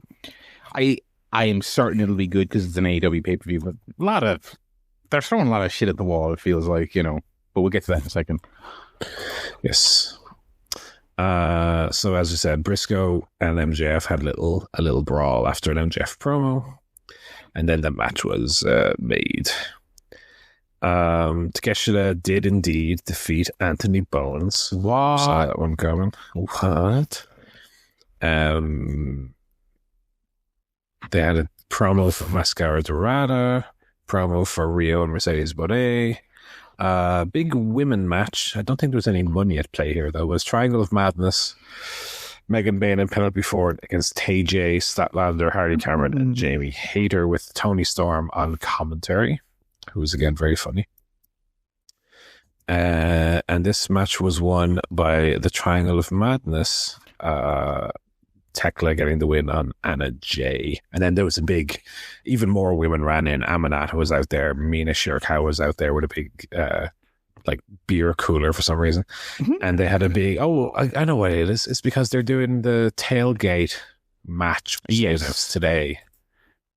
So they were coming out with like barbecue utensils. The fuck is that? They're doing some show on TNT, like, I guess I don't know if it's in addition or in lieu of doing the 0 hour. They're doing like an hour special on TNT before the paper. Oh my God. Called like AW Tailgate. More importantly than that, though, on Dynamite, they are doing Big Tech versus the Queen in a match. So Tony knows how to get people hyped up for All Out Week. 3 hour Dynamite as well, by the way. So yeah, give him one full one. I didn't even see that had been announced. That's lovely. I expect now that that's announced, they'll probably do 1 million viewers. Yeah, finally. Let me check it. Tekla against Queen Amrado. Send me a frown. Oh, I see it. Oh, class. Just make that the main event. Fuck it. Cancel all the other matches. Cancel them all. 3 hours. You had Max Caster against Large William. And Big Bill beat him with the old Deep Six. And then Big Bill continued to call out Eddie Kingston. That was it. Anthony Bowen's backstage with Jerry Lynn, who I guess is a kind of a surrogate Billy Gunn here.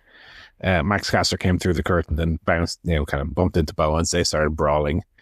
And they're brawling in the ring, and Jerry Lynn's trying to separate them. And then Blake Christian and Lee Johnson come out, as if this acclaimed reunion couldn't be buried any deeper.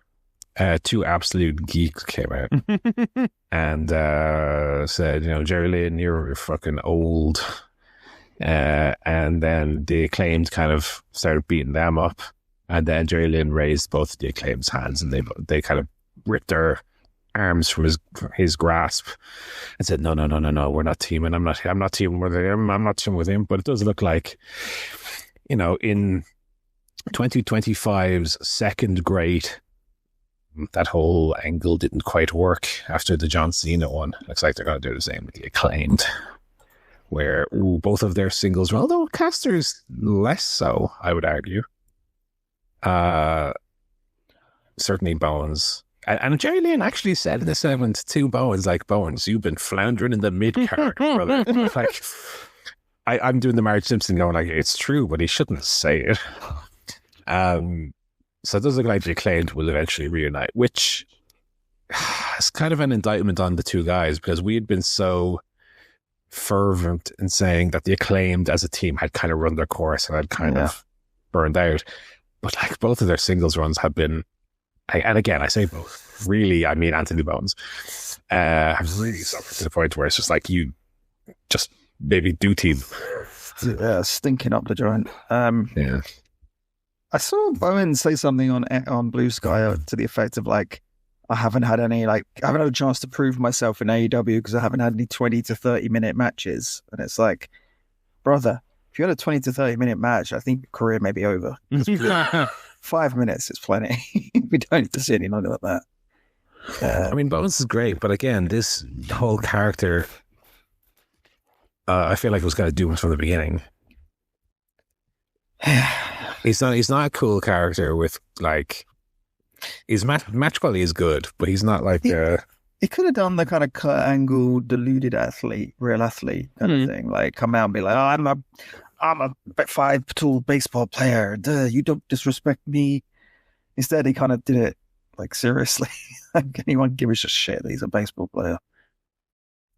It was a bit strange, all right. So anyway, it does look like the Acclaimed will be back shortly, which, let's see. Yeah. I mean, we've had our complaints about the tag team division as well. Maybe it's time for the Acclaim to come back. Yeah, because it's a bit of depth, I guess.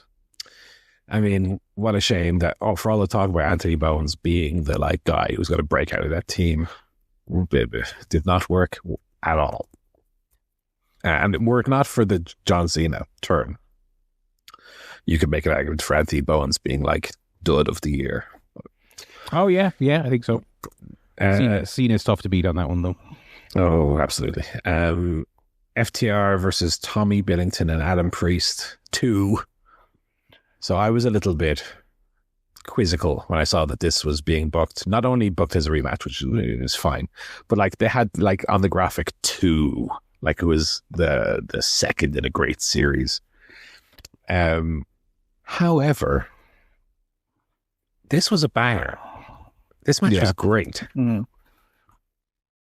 So, I mean, who am I to criticize these guys in any regard? I mean, FTR, the most reliable team going. Mm.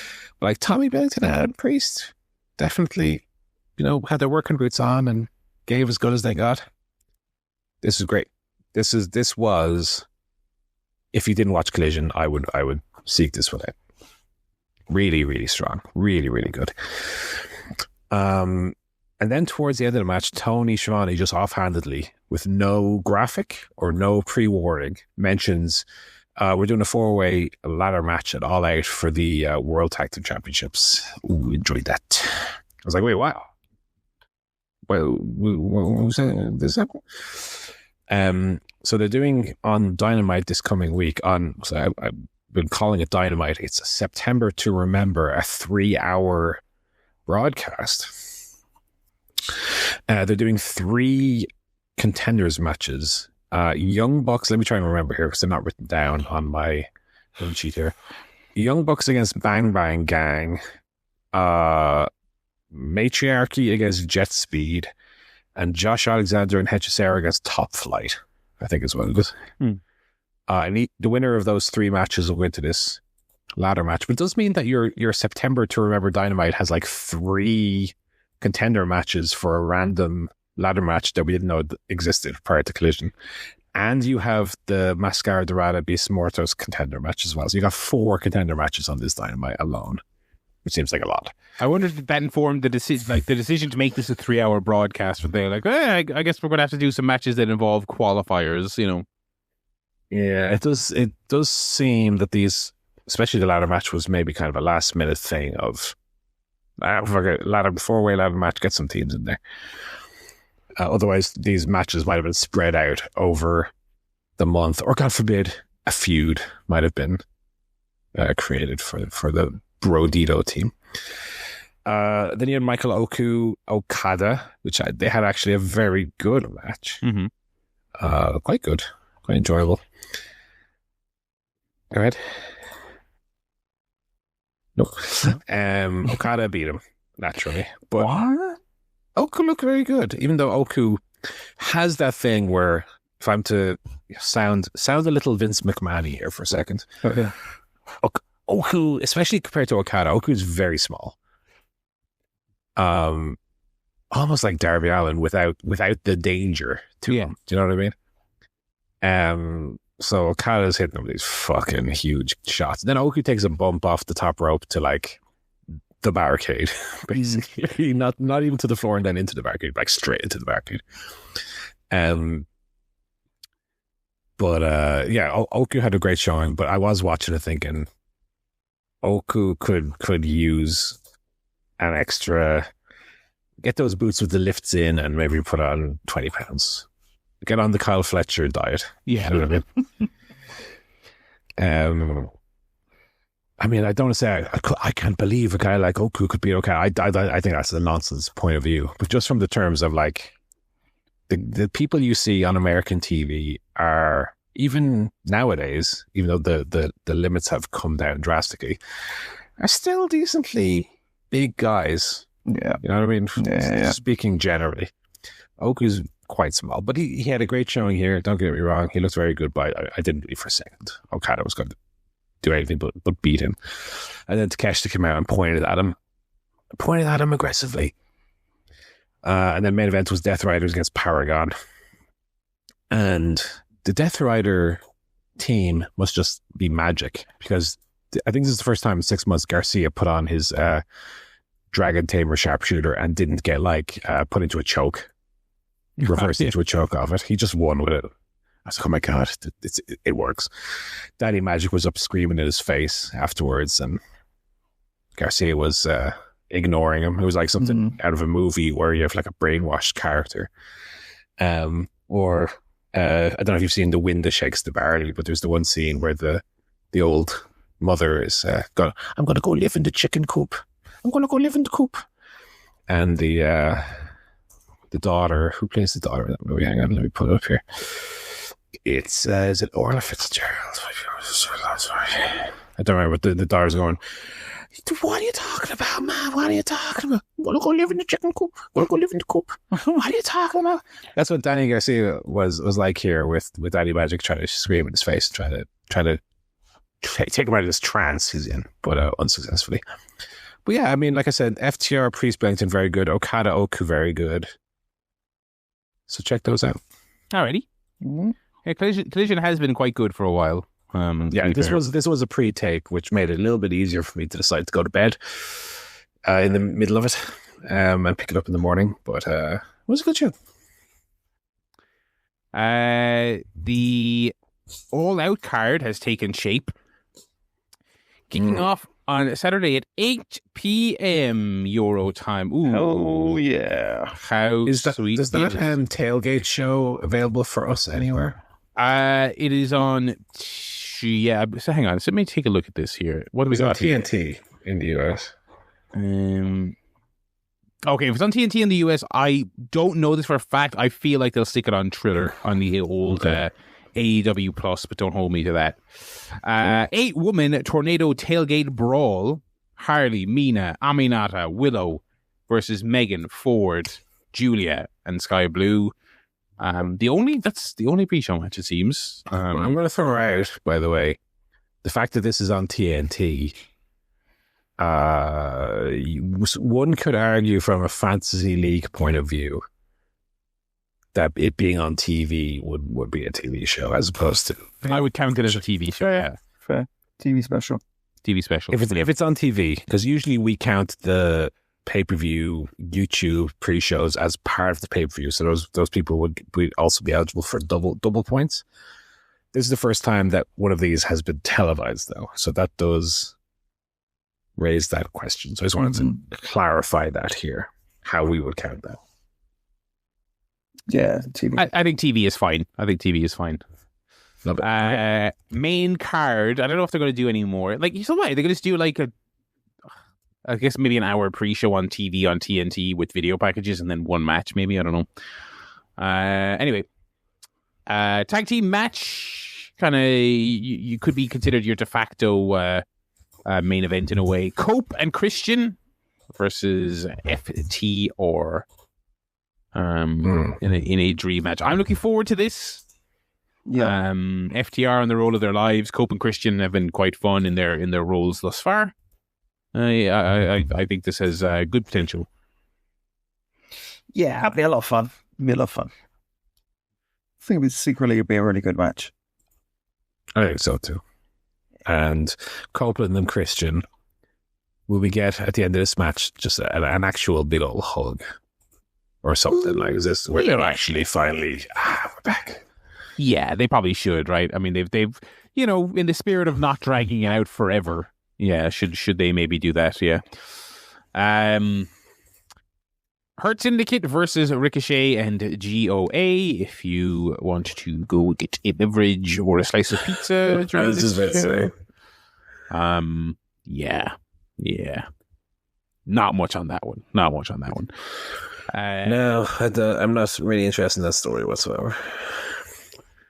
Mercedes and Riho should be good. I think Riho has always delivered in these big spots, but I mean, this is like a television match, realistically, if we're being honest. I mean, they're going to have an uphill battle in terms of people believing that Riho could win this.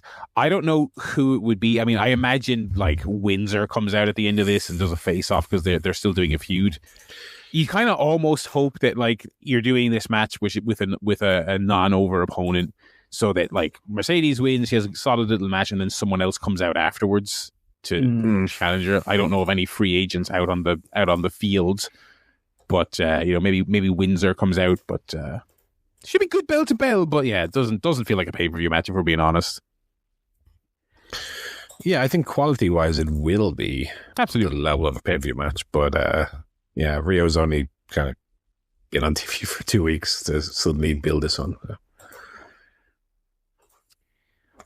We had the aforementioned, again, just kind of like thrown together, Brodito versus 3 other teams and again, like, why a ladder match? Just because we must always be doing a ladder match. They're exciting. Are they? Well, I don't think they care for them. But. I mean, like, I love a good ladder match, but I don't know. AEW ones have been pretty good, to be fair. But, like, why a 4-way? Why a ladder match? Why the week before the show are we, finding out who these teams are? Listen, Brodito were good, and I'm certain this will certainly be spectacular, but, like, why? But, yeah. With the right teams in there, I'm sure it could be really, really fantastic. But, yeah. So, thus far, we've had a tailgate brawl, a 4-way ladder match, and then we are also going to have Jon Moxley versus Darby Allin in a coffin match. There we go. Which should be excellent. They've had good matches in the past. Darby in the coffin matches has always been spectacular. They will do some dumb shit, I'm sure, based on the year that the two of them have had. Yeah. They're going to be going crazy. I mean, I can't wait for this one. Yeah. If Darby has Darby ever lost a casket match? Yeah, I'm pretty sure he has. I think he has. Yeah. Let me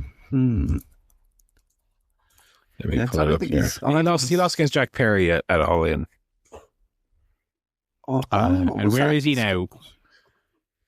That was at All In London 2024. So, that should be fantastic. Tables Thumbtacks match. MJF. TNT. Get it? Oh, very good. Very good.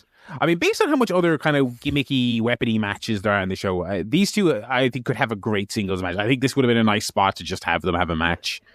But I also feel like maybe as a little bit of a break from all the chaos, because you got the coffin match, the ladder match, I feel like this will probably be like a shtick heavy thing where MJF is like running away for half the match, and it culminates in like one big spot where he goes through. How do you win? Did they clarify if it's a tables match where like if you go through the table you lose?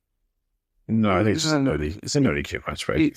It's whoever has the least thumbtacks embedded in their body at the end of the match. What is it, like a Taskmaster? Yeah, basically. Okay. Tacksmaster. Tacksmaster. There you go. There's your name. There's your podcast name. Little Tony Schiavone and little Alex Horn on commentary. Anyway, that match is no DQ. Also no DQ in this company for some reason. A 4-way match. Tony Storm, Jamie Hayter, Statlander, Tech. Another one that, like, I'm kind of turning my nose up at some of these stuff. I mean, I'm sure this will be fun. That's those are 4 of the best women in this company. I'm sure they'll have a fun 4-way, but it doesn't really, like, when you sit here looking at this card, a lot of this stuff, it doesn't. Some of it gets your juices flowing, and then a lot of this other stuff, you're just kind of going like, I know it'll be good on the day, but it doesn't make me, stoked. Another one where I'm kind of like, what happens after this match? Like, are we going to do Tekla Tony singles at some point? Yeah. Another multi-person match, Okada, Takeshita, and either Mascara, Dorada, or the Beast Mortos. I think whoever that final person is, this should be great. Dorada, as I predict. Yeah. And then in can you believe it, a singles match. What are those? Big Bill versus Ed Kingston. I mean, to our conversation last week, Paul, I mean, it might seem like it's very odd that they've kind of just done it this way instead of a surprise, but, maybe sell a few more tickets, get an extra buy or two by saying ahead of time, look, this is where the guy is going to be. Yeah. That's why I always feel on the fence between you want to do surprises because you want to, teach the audience that you got to tune in because anything can happen, but balance that, between that and, well, if you say Eddie Kingston's going to be there, people will tune in and see Eddie Kingston. So I think you got to have a balance of sometimes do surprises and sometimes announce shit. And we talked about also last week giving Big Bill this opportunity. I mean, most people would have predicted Eddie Kingston might have come in, returned for a feud with a bit what people consider a bigger name. Give Big Bill the opportunity. Let's see how he does. And then, you allowing the Kingston would win the match. Then Kingston can only go on to maybe feud with your Okadas of the world, that kind of thing. Yeah, I'm kind of on the fence. I don't know. They've been teased. It feels like it's been teased for a while, sort of indirectly. So yeah, that's fine. Looking forward to having Eddie back on the show. Of course, when that world call knuckle up, the world's call knuckle up. I'm gonna be popping. And then another singles match here in our main event: Hangman Adam Page versus Kyle Fletcher. I mean, I think with the stars aligned, I think this is a match of the year level match. Wikipedia says the Don Callis family is banned from ringside. Excuse me, sir. I think I do not believe that was the verbiage used on the show, as I'm sure they'll probably remind us on the show.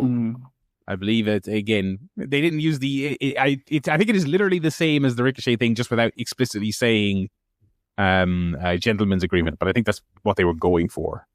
Yeah, Hangman gave him the match on the proviso that they would not be at ringside. So I guess it's kind of in between. Yeah, there you go. That's All Out. That is next week. That's next Saturday, 8 p.m. I believe 2 p.m. Or 3 p.m. depending on your time zone in the States. Nice early afternoon show. Some of the matches feel a little bit thrown together, but I mean, I think there's a very strong bell-to-bell show on paper, so I am looking forward to it. We'll segue now out of wrestling, and who has some movies they want to talk about this week? Oh, I've got loads of movies from the plane, so I'll rush through them. Actually, one I forgot that I watched yesterday. I'm going to have that now. So, Karate Kid Legends. So this is the latest Karate Kid movie. It came out this year. It has both Jackie Chan and Ralph Macchio from the original Karate Kid in it.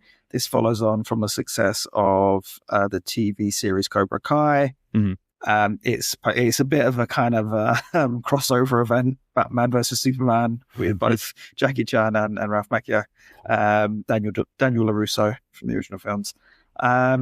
Except the lead character is this kind of Chinese American kid who moves to Brooklyn and then gets beaten up by a local bully, if you could believe that. Wow, who would have expected?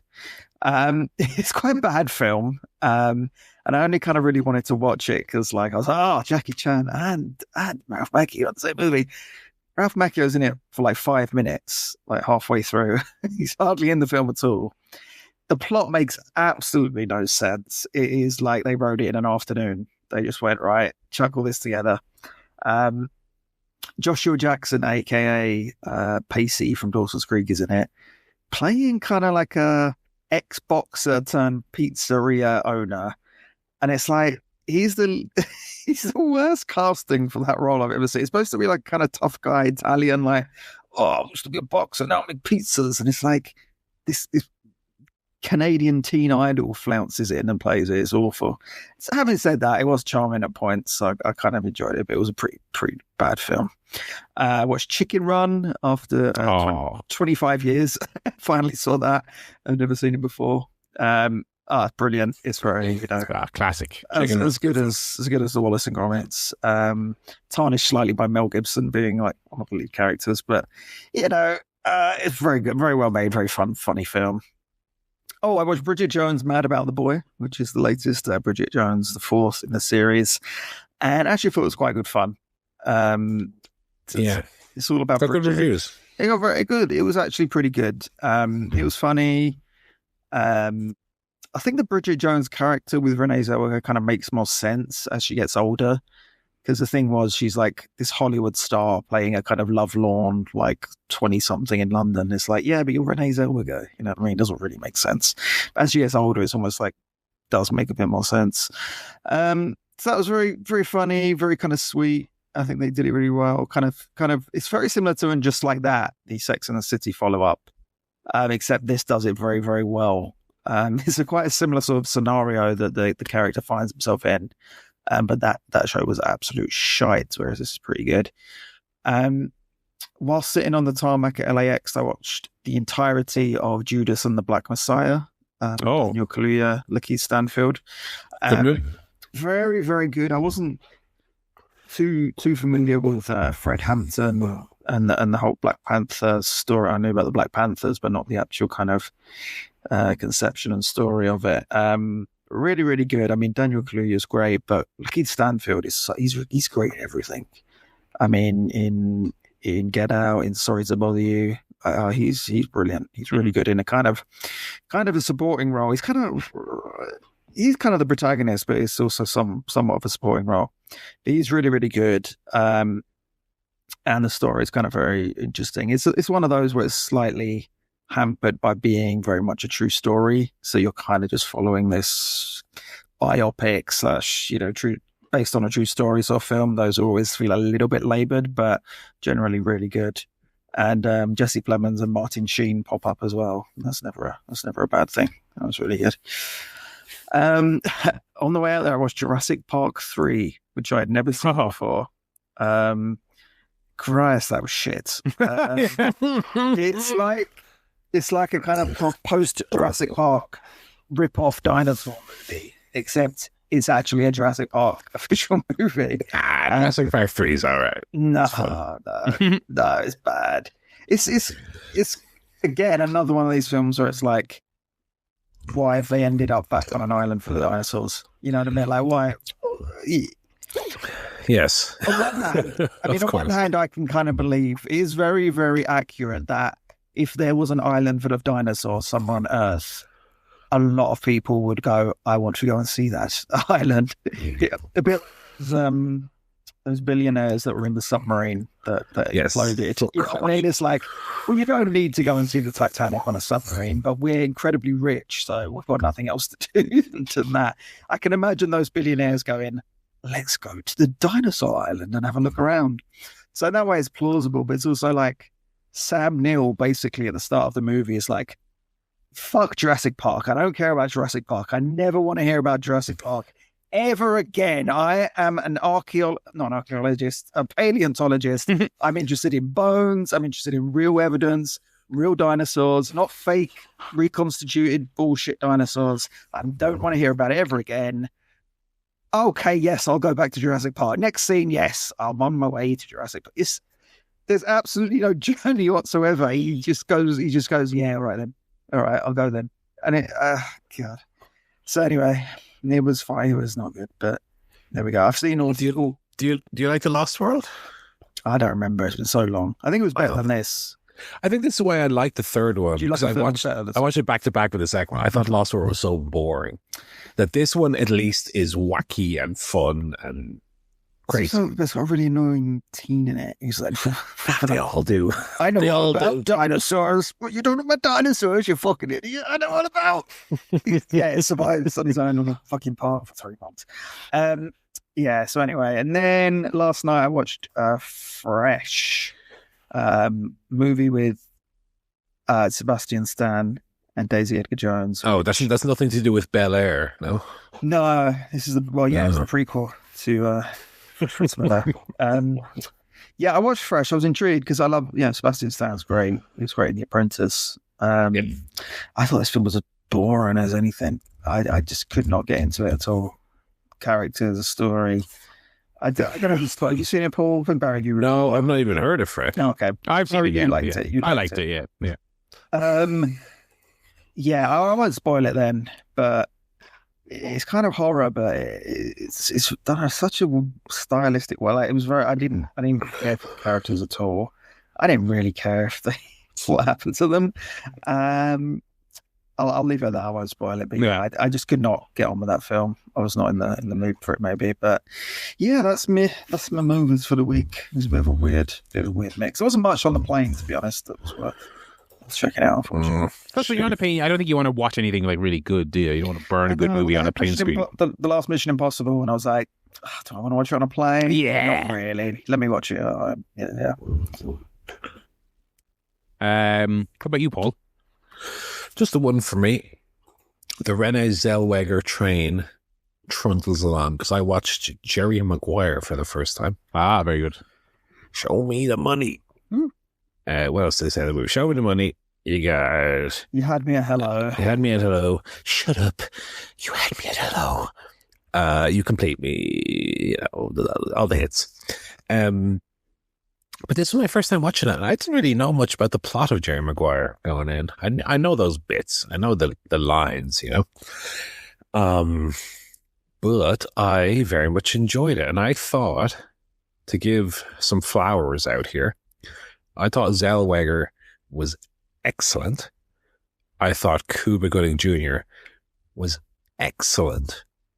I thought Jonathan Lithnicki, little 5 or 6 year old Jonathan Lithnicki, was excellent. Ooh. As the most sympathetic kid ever in a movie, probably. Immediately loved him. I'm like, if any harm comes to that fucking child, the movie's going off. And I thought Tom Cruise was absolutely fucking dreadful in it, which is why, kind of, for me, the movie comes down a few notches, a few points. Because it's this movie full of these excellent performances. And then the lead actor, like, okay, great that Tom Cruise finally figured out to, like, hang off planes, because him in a romantic drama, he does not have the chops, I'm afraid. He does not have the chops. He is awful in the movie. I don't buy a single thing he says in the movie. And it's such a shame, because Cuba Gooding Jr. is just this fucking effortlessly cool, like, football player character. Totally embodies the role. Totally buy it to him. Zellweger, again, this really sympathetic single mother character. I thought she played it, like, perfectly to the letter, dead on, exactly how I would want it done. And then you have Tom Cruise, who's just like, he's not very convincing. He's not very likable. He's not very charismatic. He's just fucking Tom Cruise playing badly in a role. It's like, if this movie had cast that role with someone similar, but someone who was a better actor, I probably would have given this in the 8-9 range, as it was a 7. Which is a shame, because I think the movie is really well written. I think Cameron Crowe has a real flair for that kind of sympathetic story and direction. And the movie never felt to me like cliched or predictable or cloying or melodramatic or, cynical. It was this lovely movie full of great writing and great performances. And then you just have this absolute clunker of a sensual performance, which is just like the anchor, which kind of weighs down the movie. But otherwise it was great. Otherwise it was great. I just wish there was, get Tom Cruise out of there and get someone like, I don't know, when was this movie made? Like mid to late 90s, like around 96. Who was around then? They could have got in to do a better job. Tom Hanks. Tom Hanks. I mean, Tom Hanks. Yeah, Tom Hanks would have been of a similar enough He's a bit older, age back then. A little bit older, not by much. Yeah. Maybe a Tom Hanks in. But it's very good. I mean, and Gooding Jr. 100% deserved of the Oscar he got for it. Yeah. Shame his career went absolutely nowhere afterwards, but he's fucking great. So yeah, Jerry Maguire, very good. One glaring issue, but otherwise I thought it was very strong. Alrighty. I watched 2 films. Preparation for the new one. I finally watched the original This Is Spinal Tap. Very good. They are doing a sequel. I don't really know why, but because everything movie that comes out now is a sequel to something from before. Yes. Spinal Tap, very entertaining, very entertaining. Yeah. Not as over the top as I was. So the only thing I'd really known and seen of this film before was obviously I knew the speaker comes to 11. I know that, right? So I feel like I was expecting something a little bit like almost 80s studio comedy, Naked Gunny, like completely absurd kind of thing, which it's not really. It's a very subdued, kind of subdued mockumentary. It feels a little bit ahead of its time as well. It feels like it very much foreshadows the explosion of mockumentaries that you had like Post Office. It feels surprisingly close to that wheelhouse and very funny. Yeah, I really enjoyed it. And the songs were genuinely great. I really enjoyed the songs and I cackled at a lot of them. I'm very hit or miss on musical comedy, but I thought the music in Spinal Tap was really great. So thoroughly enjoyed. We'll head into this sequel, and I don't know. I don't really have any expectations at all, but we'll see. And then one of the more talked about films of the year, I saw Weapons finally, the most recent Zach Cregger joint, which I thought was brilliant. Absolutely loved it. Maybe a smidge too long. It's a great mystery film. It's a great horror. It's got some kind of dark comedy elements to it that I really enjoyed. Great performances. When the mystery kind of reveals itself, or rather you piece it together, I feel like in the final act they spend like slightly too long just making sure the whole audience gets it, which was a very minor negative on a film that I loved overall. I really, really, really enjoyed it. So Cregger is 2 for 2 for me, and even though it might throw up some red flags based on how abhorrent all the other films are, I think he might make a fun Resident Evil movie. I think he seems to be a fan of that franchise, and there's some fun, weird, campy silliness you can do with that franchise. I think meshes with him quite well. That is his next thing, obviously, that he's doing. Two thumbs up on Weapons. That was all I'd seen this week. Not a lot of films from me this week. What about the telly? Who's watched some telly guff this week? Well, I got a nice bit of telly. We watched The Pitt, the whole of The Pitt. We had HBO MAX while we were out there, which was nice. So I got to watch Dynamite on HBO MAX live for the first time, so that was good. Nice. So we also watched The Pitt, which is a new hospital drama starring Noah Wiley from ER. And it is, well... Is the same creator as ER? Yes. Same. Two of the same people behind it, or behind ER, which has led to a lawsuit from the widow of Michael Crichton, who was one of the original creators of ER, because they've kind of claimed that it's just a reboot of ER, which is exactly how I had described before I found out about the lawsuit. After the lawsuit, I was like, no, it isn't. Fuck Michael Crichton. He's a twat. So, yeah. I mean, don't Michael Crichton's widow, stop listening now. It's basically a reboot of ER. So it's kind of very like hyper-realistic sort of hospital emergency room drama set in Pittsburgh, hence The Pitt. And Noah Wiley's kind of like the resident doctor there, or attending or resident, whatever they call it. He's like the senior doctor who goes around, training all of the junior doctors. So the kind of gimmick, if you will, is it's kind of like 24 in that it's a 15-hour shift in the ER, and it's told hour by hour. So it's all taking place in kind of one continuous shift.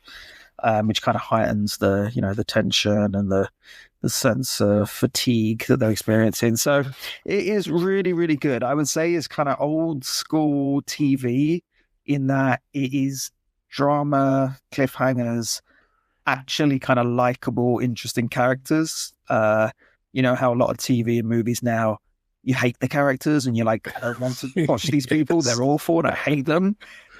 This bucks the trend by actually having characters that you like and care about, which is a novelty. And they're really good characters, really kind of diverse, interesting cast, all with their own stories going on. It's funny, very funny. It's funnier than The Bear. This was something Michelle told me that I had to say, but I agree with it. It is genuinely like, you could put this in comedy and The Bear in drama, given how like funny or undramatic the two are. But yeah, really, really good. It kind of amps up as it goes on, and there's a big kind of thing that happens in the latter half. But really, really good, and it's going to come back for a second series in January.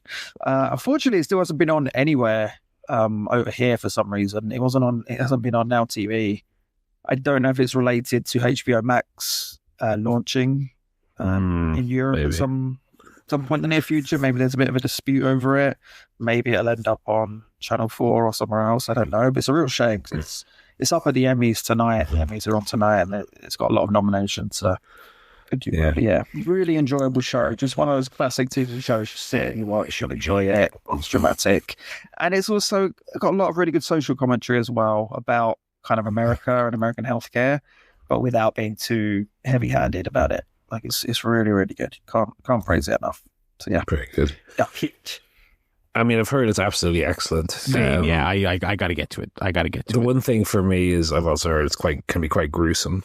So yeah, it's kind of a more HBO-y type show of like close-ups of knees, just blood shooting out of orifices and things. So yeah. Which I don't mind. Maybe they'll release like a PG version. Okay, lads, we've enough Star Wars re-edits, okay? Get on to making PG versions of stuff like The Pit so that I can watch it, please. Thank you. I'm watching the new season of Taskmaster. Have you started, Joe? I have, yeah. I thought it was very good. I like the new cast. Yeah, they're all really no dickheads. I really like them. No dickheads. No dickheads. They've got two oldies on this one.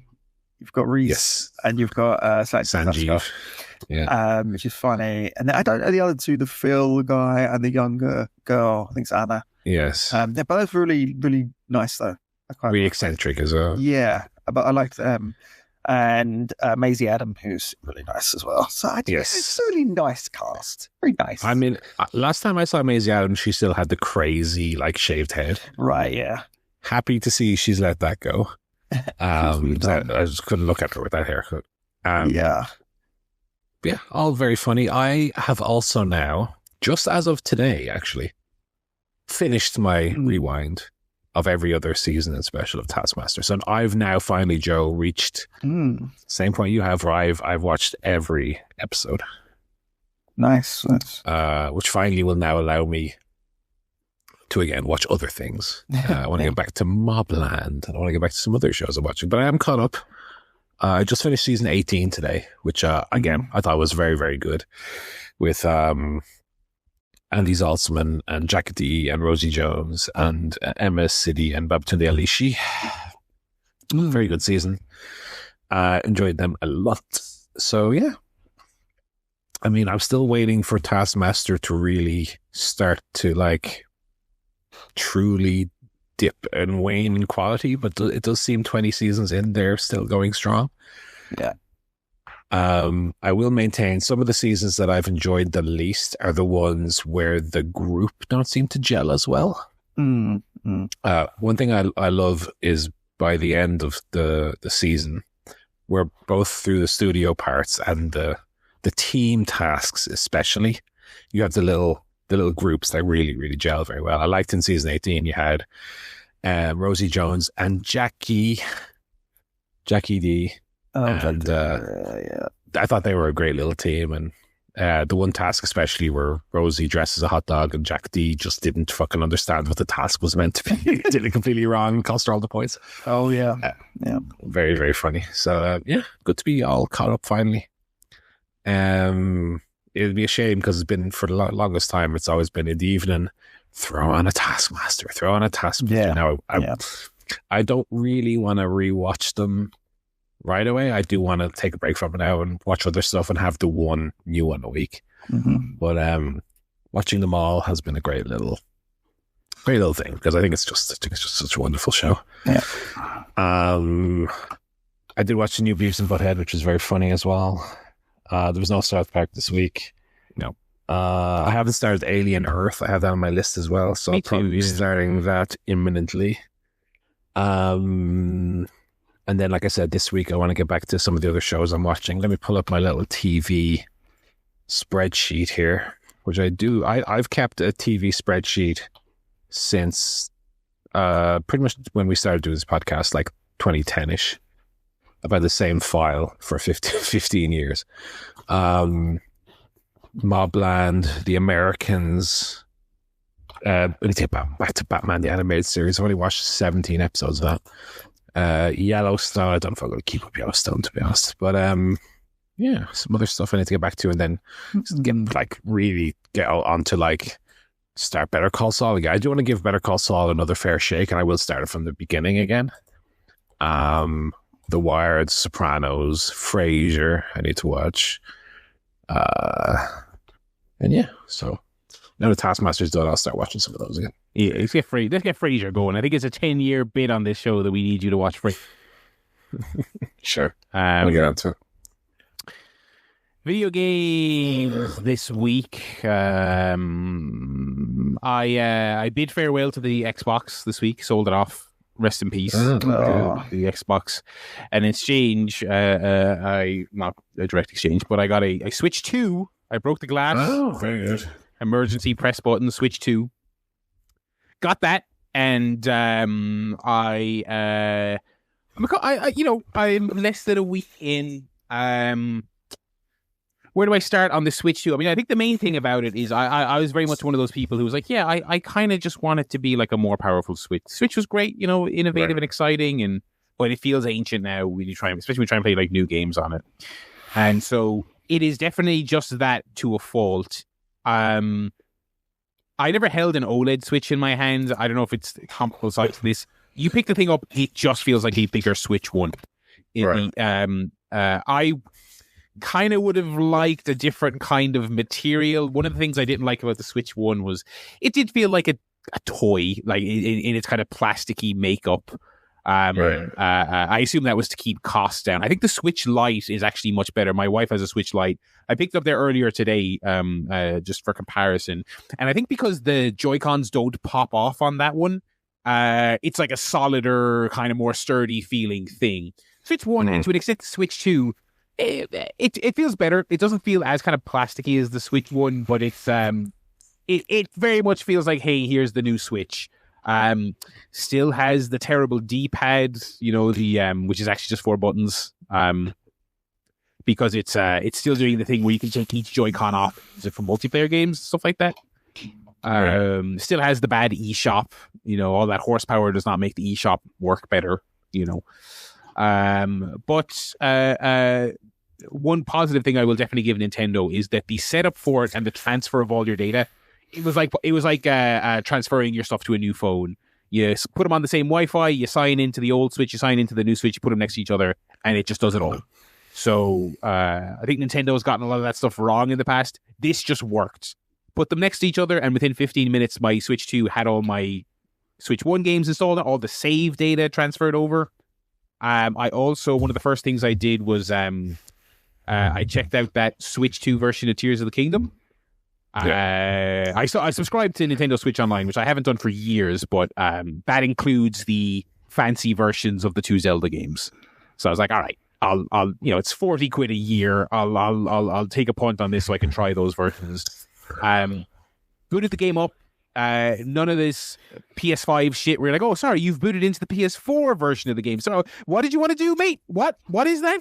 I'll pop you back into the PS4 version of the game, mate, if you want to try that again and see if that where you want your save from the cloud. Oh, mate, no. That doesn't work that way. Which 5 years in, they have still not fixed. The PS5 is still an abomination of UI. Nintendo, who've gotten a lot of stick about this in the past, I subscribed to Switch Online, downloaded the little thingy that's like, here's your fancy version of Zelda. Boot it up. It's the fancy version of Zelda. There's only one version of Zelda on the Switch 2. It gets rid of, there's no other. I can't click on the Switch 1 version, accidentally run the Switch 1 version, boot the Switch 2 version. All my saves, all my manual saves, my 2 auto saves, Tears of the Kingdom as I left a few years ago, 100% transferred over, seamless, no logging in, no jumping. Go onto your Nintendo Cloud save screen and manually, but none of that. Just there. And even though there are some exciting Switch 2 games to play, like new games, playing Tears of the Kingdom at like a flawless, like 60 frames a second, it's mental. It's mental. If you remember how that game played on Switch 1, which was fine. It wasn't busted, but it feels miraculous seeing that game run so fluidly. And again, I was able to just my 50-hour save just drop right back in, and I put I think 3 more hours into it. I think I will probably finish that game now. I think I'll probably finish it. Now I've only done one of the temples, so I have quite a bit to do. But sure. I think I will. I maybe not in the immediate future, but I think I will probably routinely resume playing that game. So that's good. I got the 2 actual Switch 2 games that are out. There are just 2. Mario Kart World.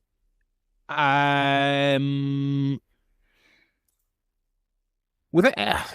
reductive, but the phrase that just comes to mind is that it's just more Mario Kart. Really, it's Mario Kart with slightly bigger tracks and 24 racers, which is novel. Very wide. You know what I mean? There are 0 claustrophobic tracks on this game. The open world stuff, I would agree with people that the actual stuff to do in the open world isn't much of anything. You'll hit a little key block and you'll be like, grab these coins in 20 seconds. It's extremely rudimentary. But I think it's kind of fun to just kind of be in that world. It's so rare Nintendo lets you do that, I think there's some novelty in just driving around an open world Mario world. So I'm finding Mario Kart World to be fine. I don't really have a whole strong take on it, I'll be honest. It feels good, but it also feels very similar to 8. It doesn't control wise. It doesn't drastically feel like, oh wow, they've reinvented Mario Kart. It's not that bold. Sure. But I am enjoying it. And then I am about 2-ish hours into Donkey Kong Bananza. Which is one of the most acclaimed games of the year, and I think the most notable thing, of course, is that it is the big. It's the new game from the folks what brought you Mario Odyssey. Good game. Yeah, a good video game. It's really cool. It's. I mean, the gimmick for anyone who hasn't seen it is kind of entire world is effectively destructible. You can punch through the ground. The control scheme is really interesting, actually. So. The Y button is your punch, standard attack button. The X button punches up, and the B button punches down. So they use 3 of the face buttons as directional punch, because you can punch way down into the terrain of the level, underneath the level, effectively, and then kind of move 360 degrees. Punch up to make yourself a path back to the surface. Punch down to dive deeper into the ground. Donkey Kong also can climb on walls, basically any surface. Like in a Zelda game, but with no stamina meter. You can just climb wherever. So the name of the game here is freedom. You can just make any path you want, climb anywhere, smash it just to smash stuff. It very much feels in a weird Tears of the Kingdom-y kind of way. Once you get all your powers in Tears of the Kingdom, as you know, Paul, the amount of stuff in that game, you can just say, I'm doing this my own way. I'm not actually doing this the way the game wants me to do it. Bonanza kind of a little bit of that as well. It's kind of like I was kind of making my own path. I was kind of foregoing certain puzzles. I'm just going to go around this. The downside of that, unlike Tears of the Kingdom, is that it is trivially easy so far. Now, is that making it not fun? No. Thus far, I am not. The fun factor is not hindered at all by the fact that it's not really challenging at all. But I'm also only about 2 hours in. So when we get to 12 hours and I'm at the final boss, will I say, okay, I would have liked a bit of challenge along the way here, maybe, but I'll report back on that. But it's great. It's super, super fun. I think it's not like Mario Odyssey, obviously, because it's a game where it's very emphasizing combat and smashing things versus changing your form into certain types of enemy. But it does have some of that philosophy. There is a little bit of the Mario Odyssey kind of 3D platforming. Oh, if I swing the camera around, I'll go back here with a little banana. It's got that kind of look around everywhere. You can go everywhere as Kong. You can make a path anywhere. You have to keep your eye out and actually see the thing to go and find it. So it's I think even though it is a totally different game, I think it will scratch an Odyssey itch for people who want that level of innovativeness and exploration. And again, like it's not open world like Mario Kart World. Like Mario Kart World, I'm in the kind of second major area. It's very open. It's very open. It's very kind of look at that horizon, and your brain does spin a little bit with the possibilities of it. So big thumbs up on Bananza. Solid little thumbs up on Mario Kart World. And to my surprise, a big thumbs up on the spit-shined Switch 2 version of Tears of the Kingdom.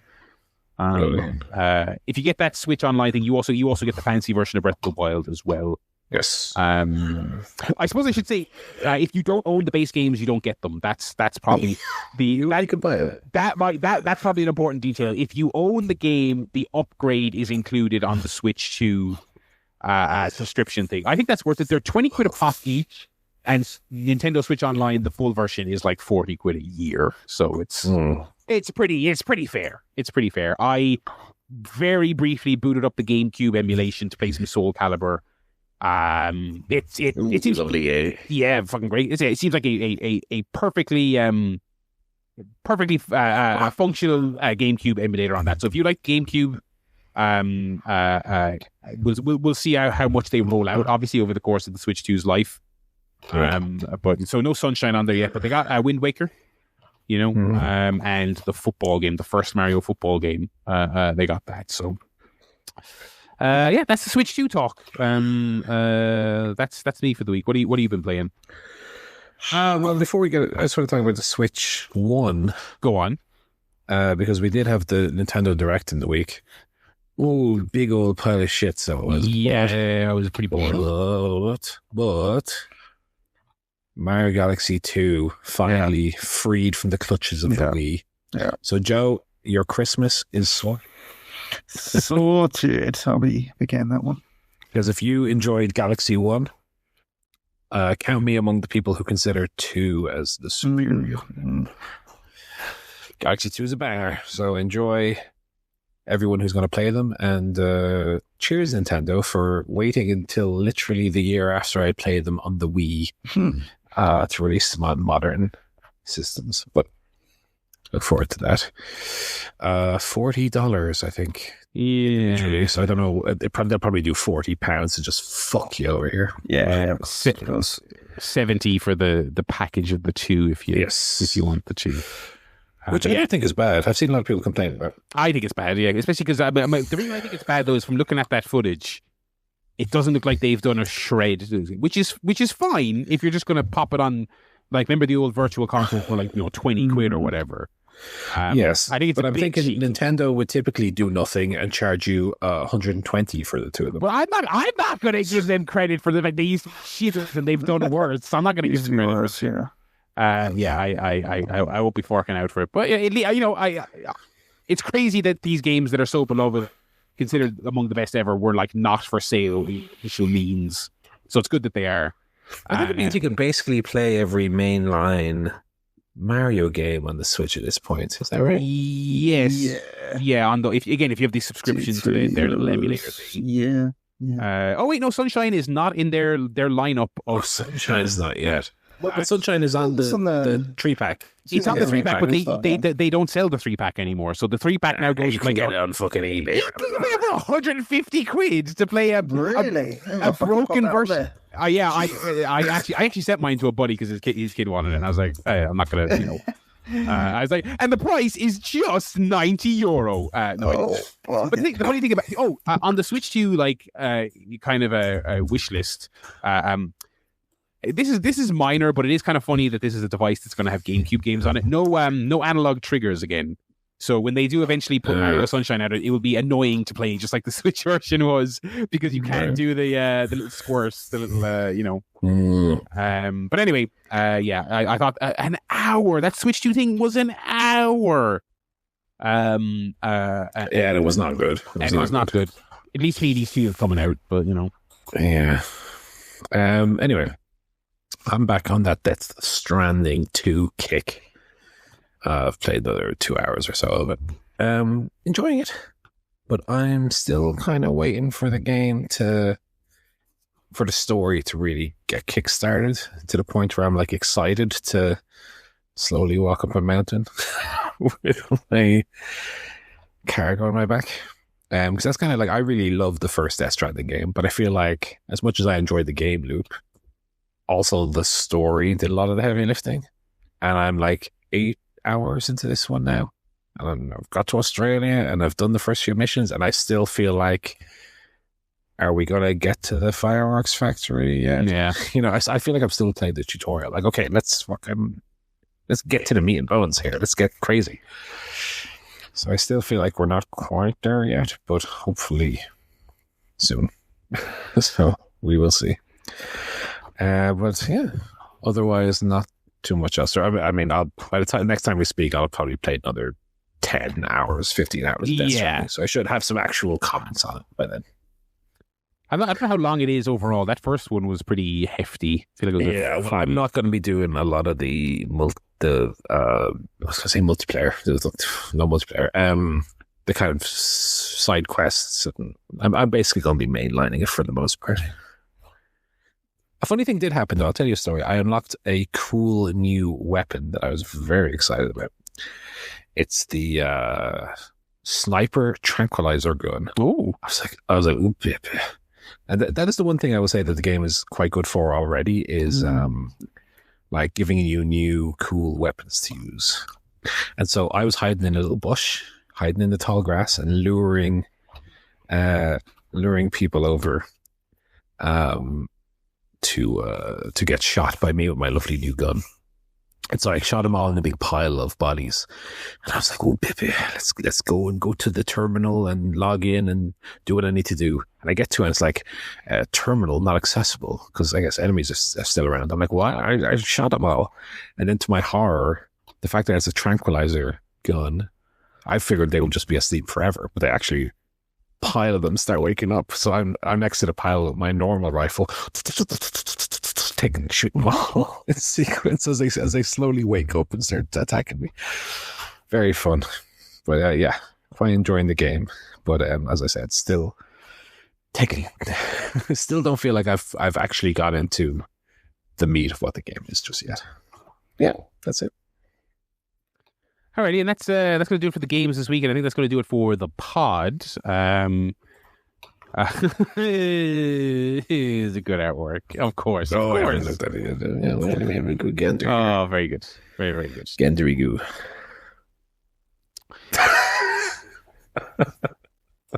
I like it. ChairShotPodcast.com is where you can go to pop us an email if you'd like to pop us an email. It's also where you can go to check out the Fantasy League in real time. If you got to weigh in on those trades we did this week or what you would do in our shoes, feel free to do so. We'll be back next week with, I guess, an all-out review. All that will have happened this time next week. Nice. So we'll be back with a full accounting of things as well as any other news. Andrade follow-up, I'm sure. The Stranding 2, Switch 2, maybe I think there's a new South Park episode. Follow up to all the other fun games there you is. expect. Yeah. And and that's going to do it for this show. So, in the meantime, hope you have a good week, pals. And it's goodbye from Paul. Goodbye. Goodbye from Joe. Goodbye. It's goodbye from me, Barry. Bye-bye.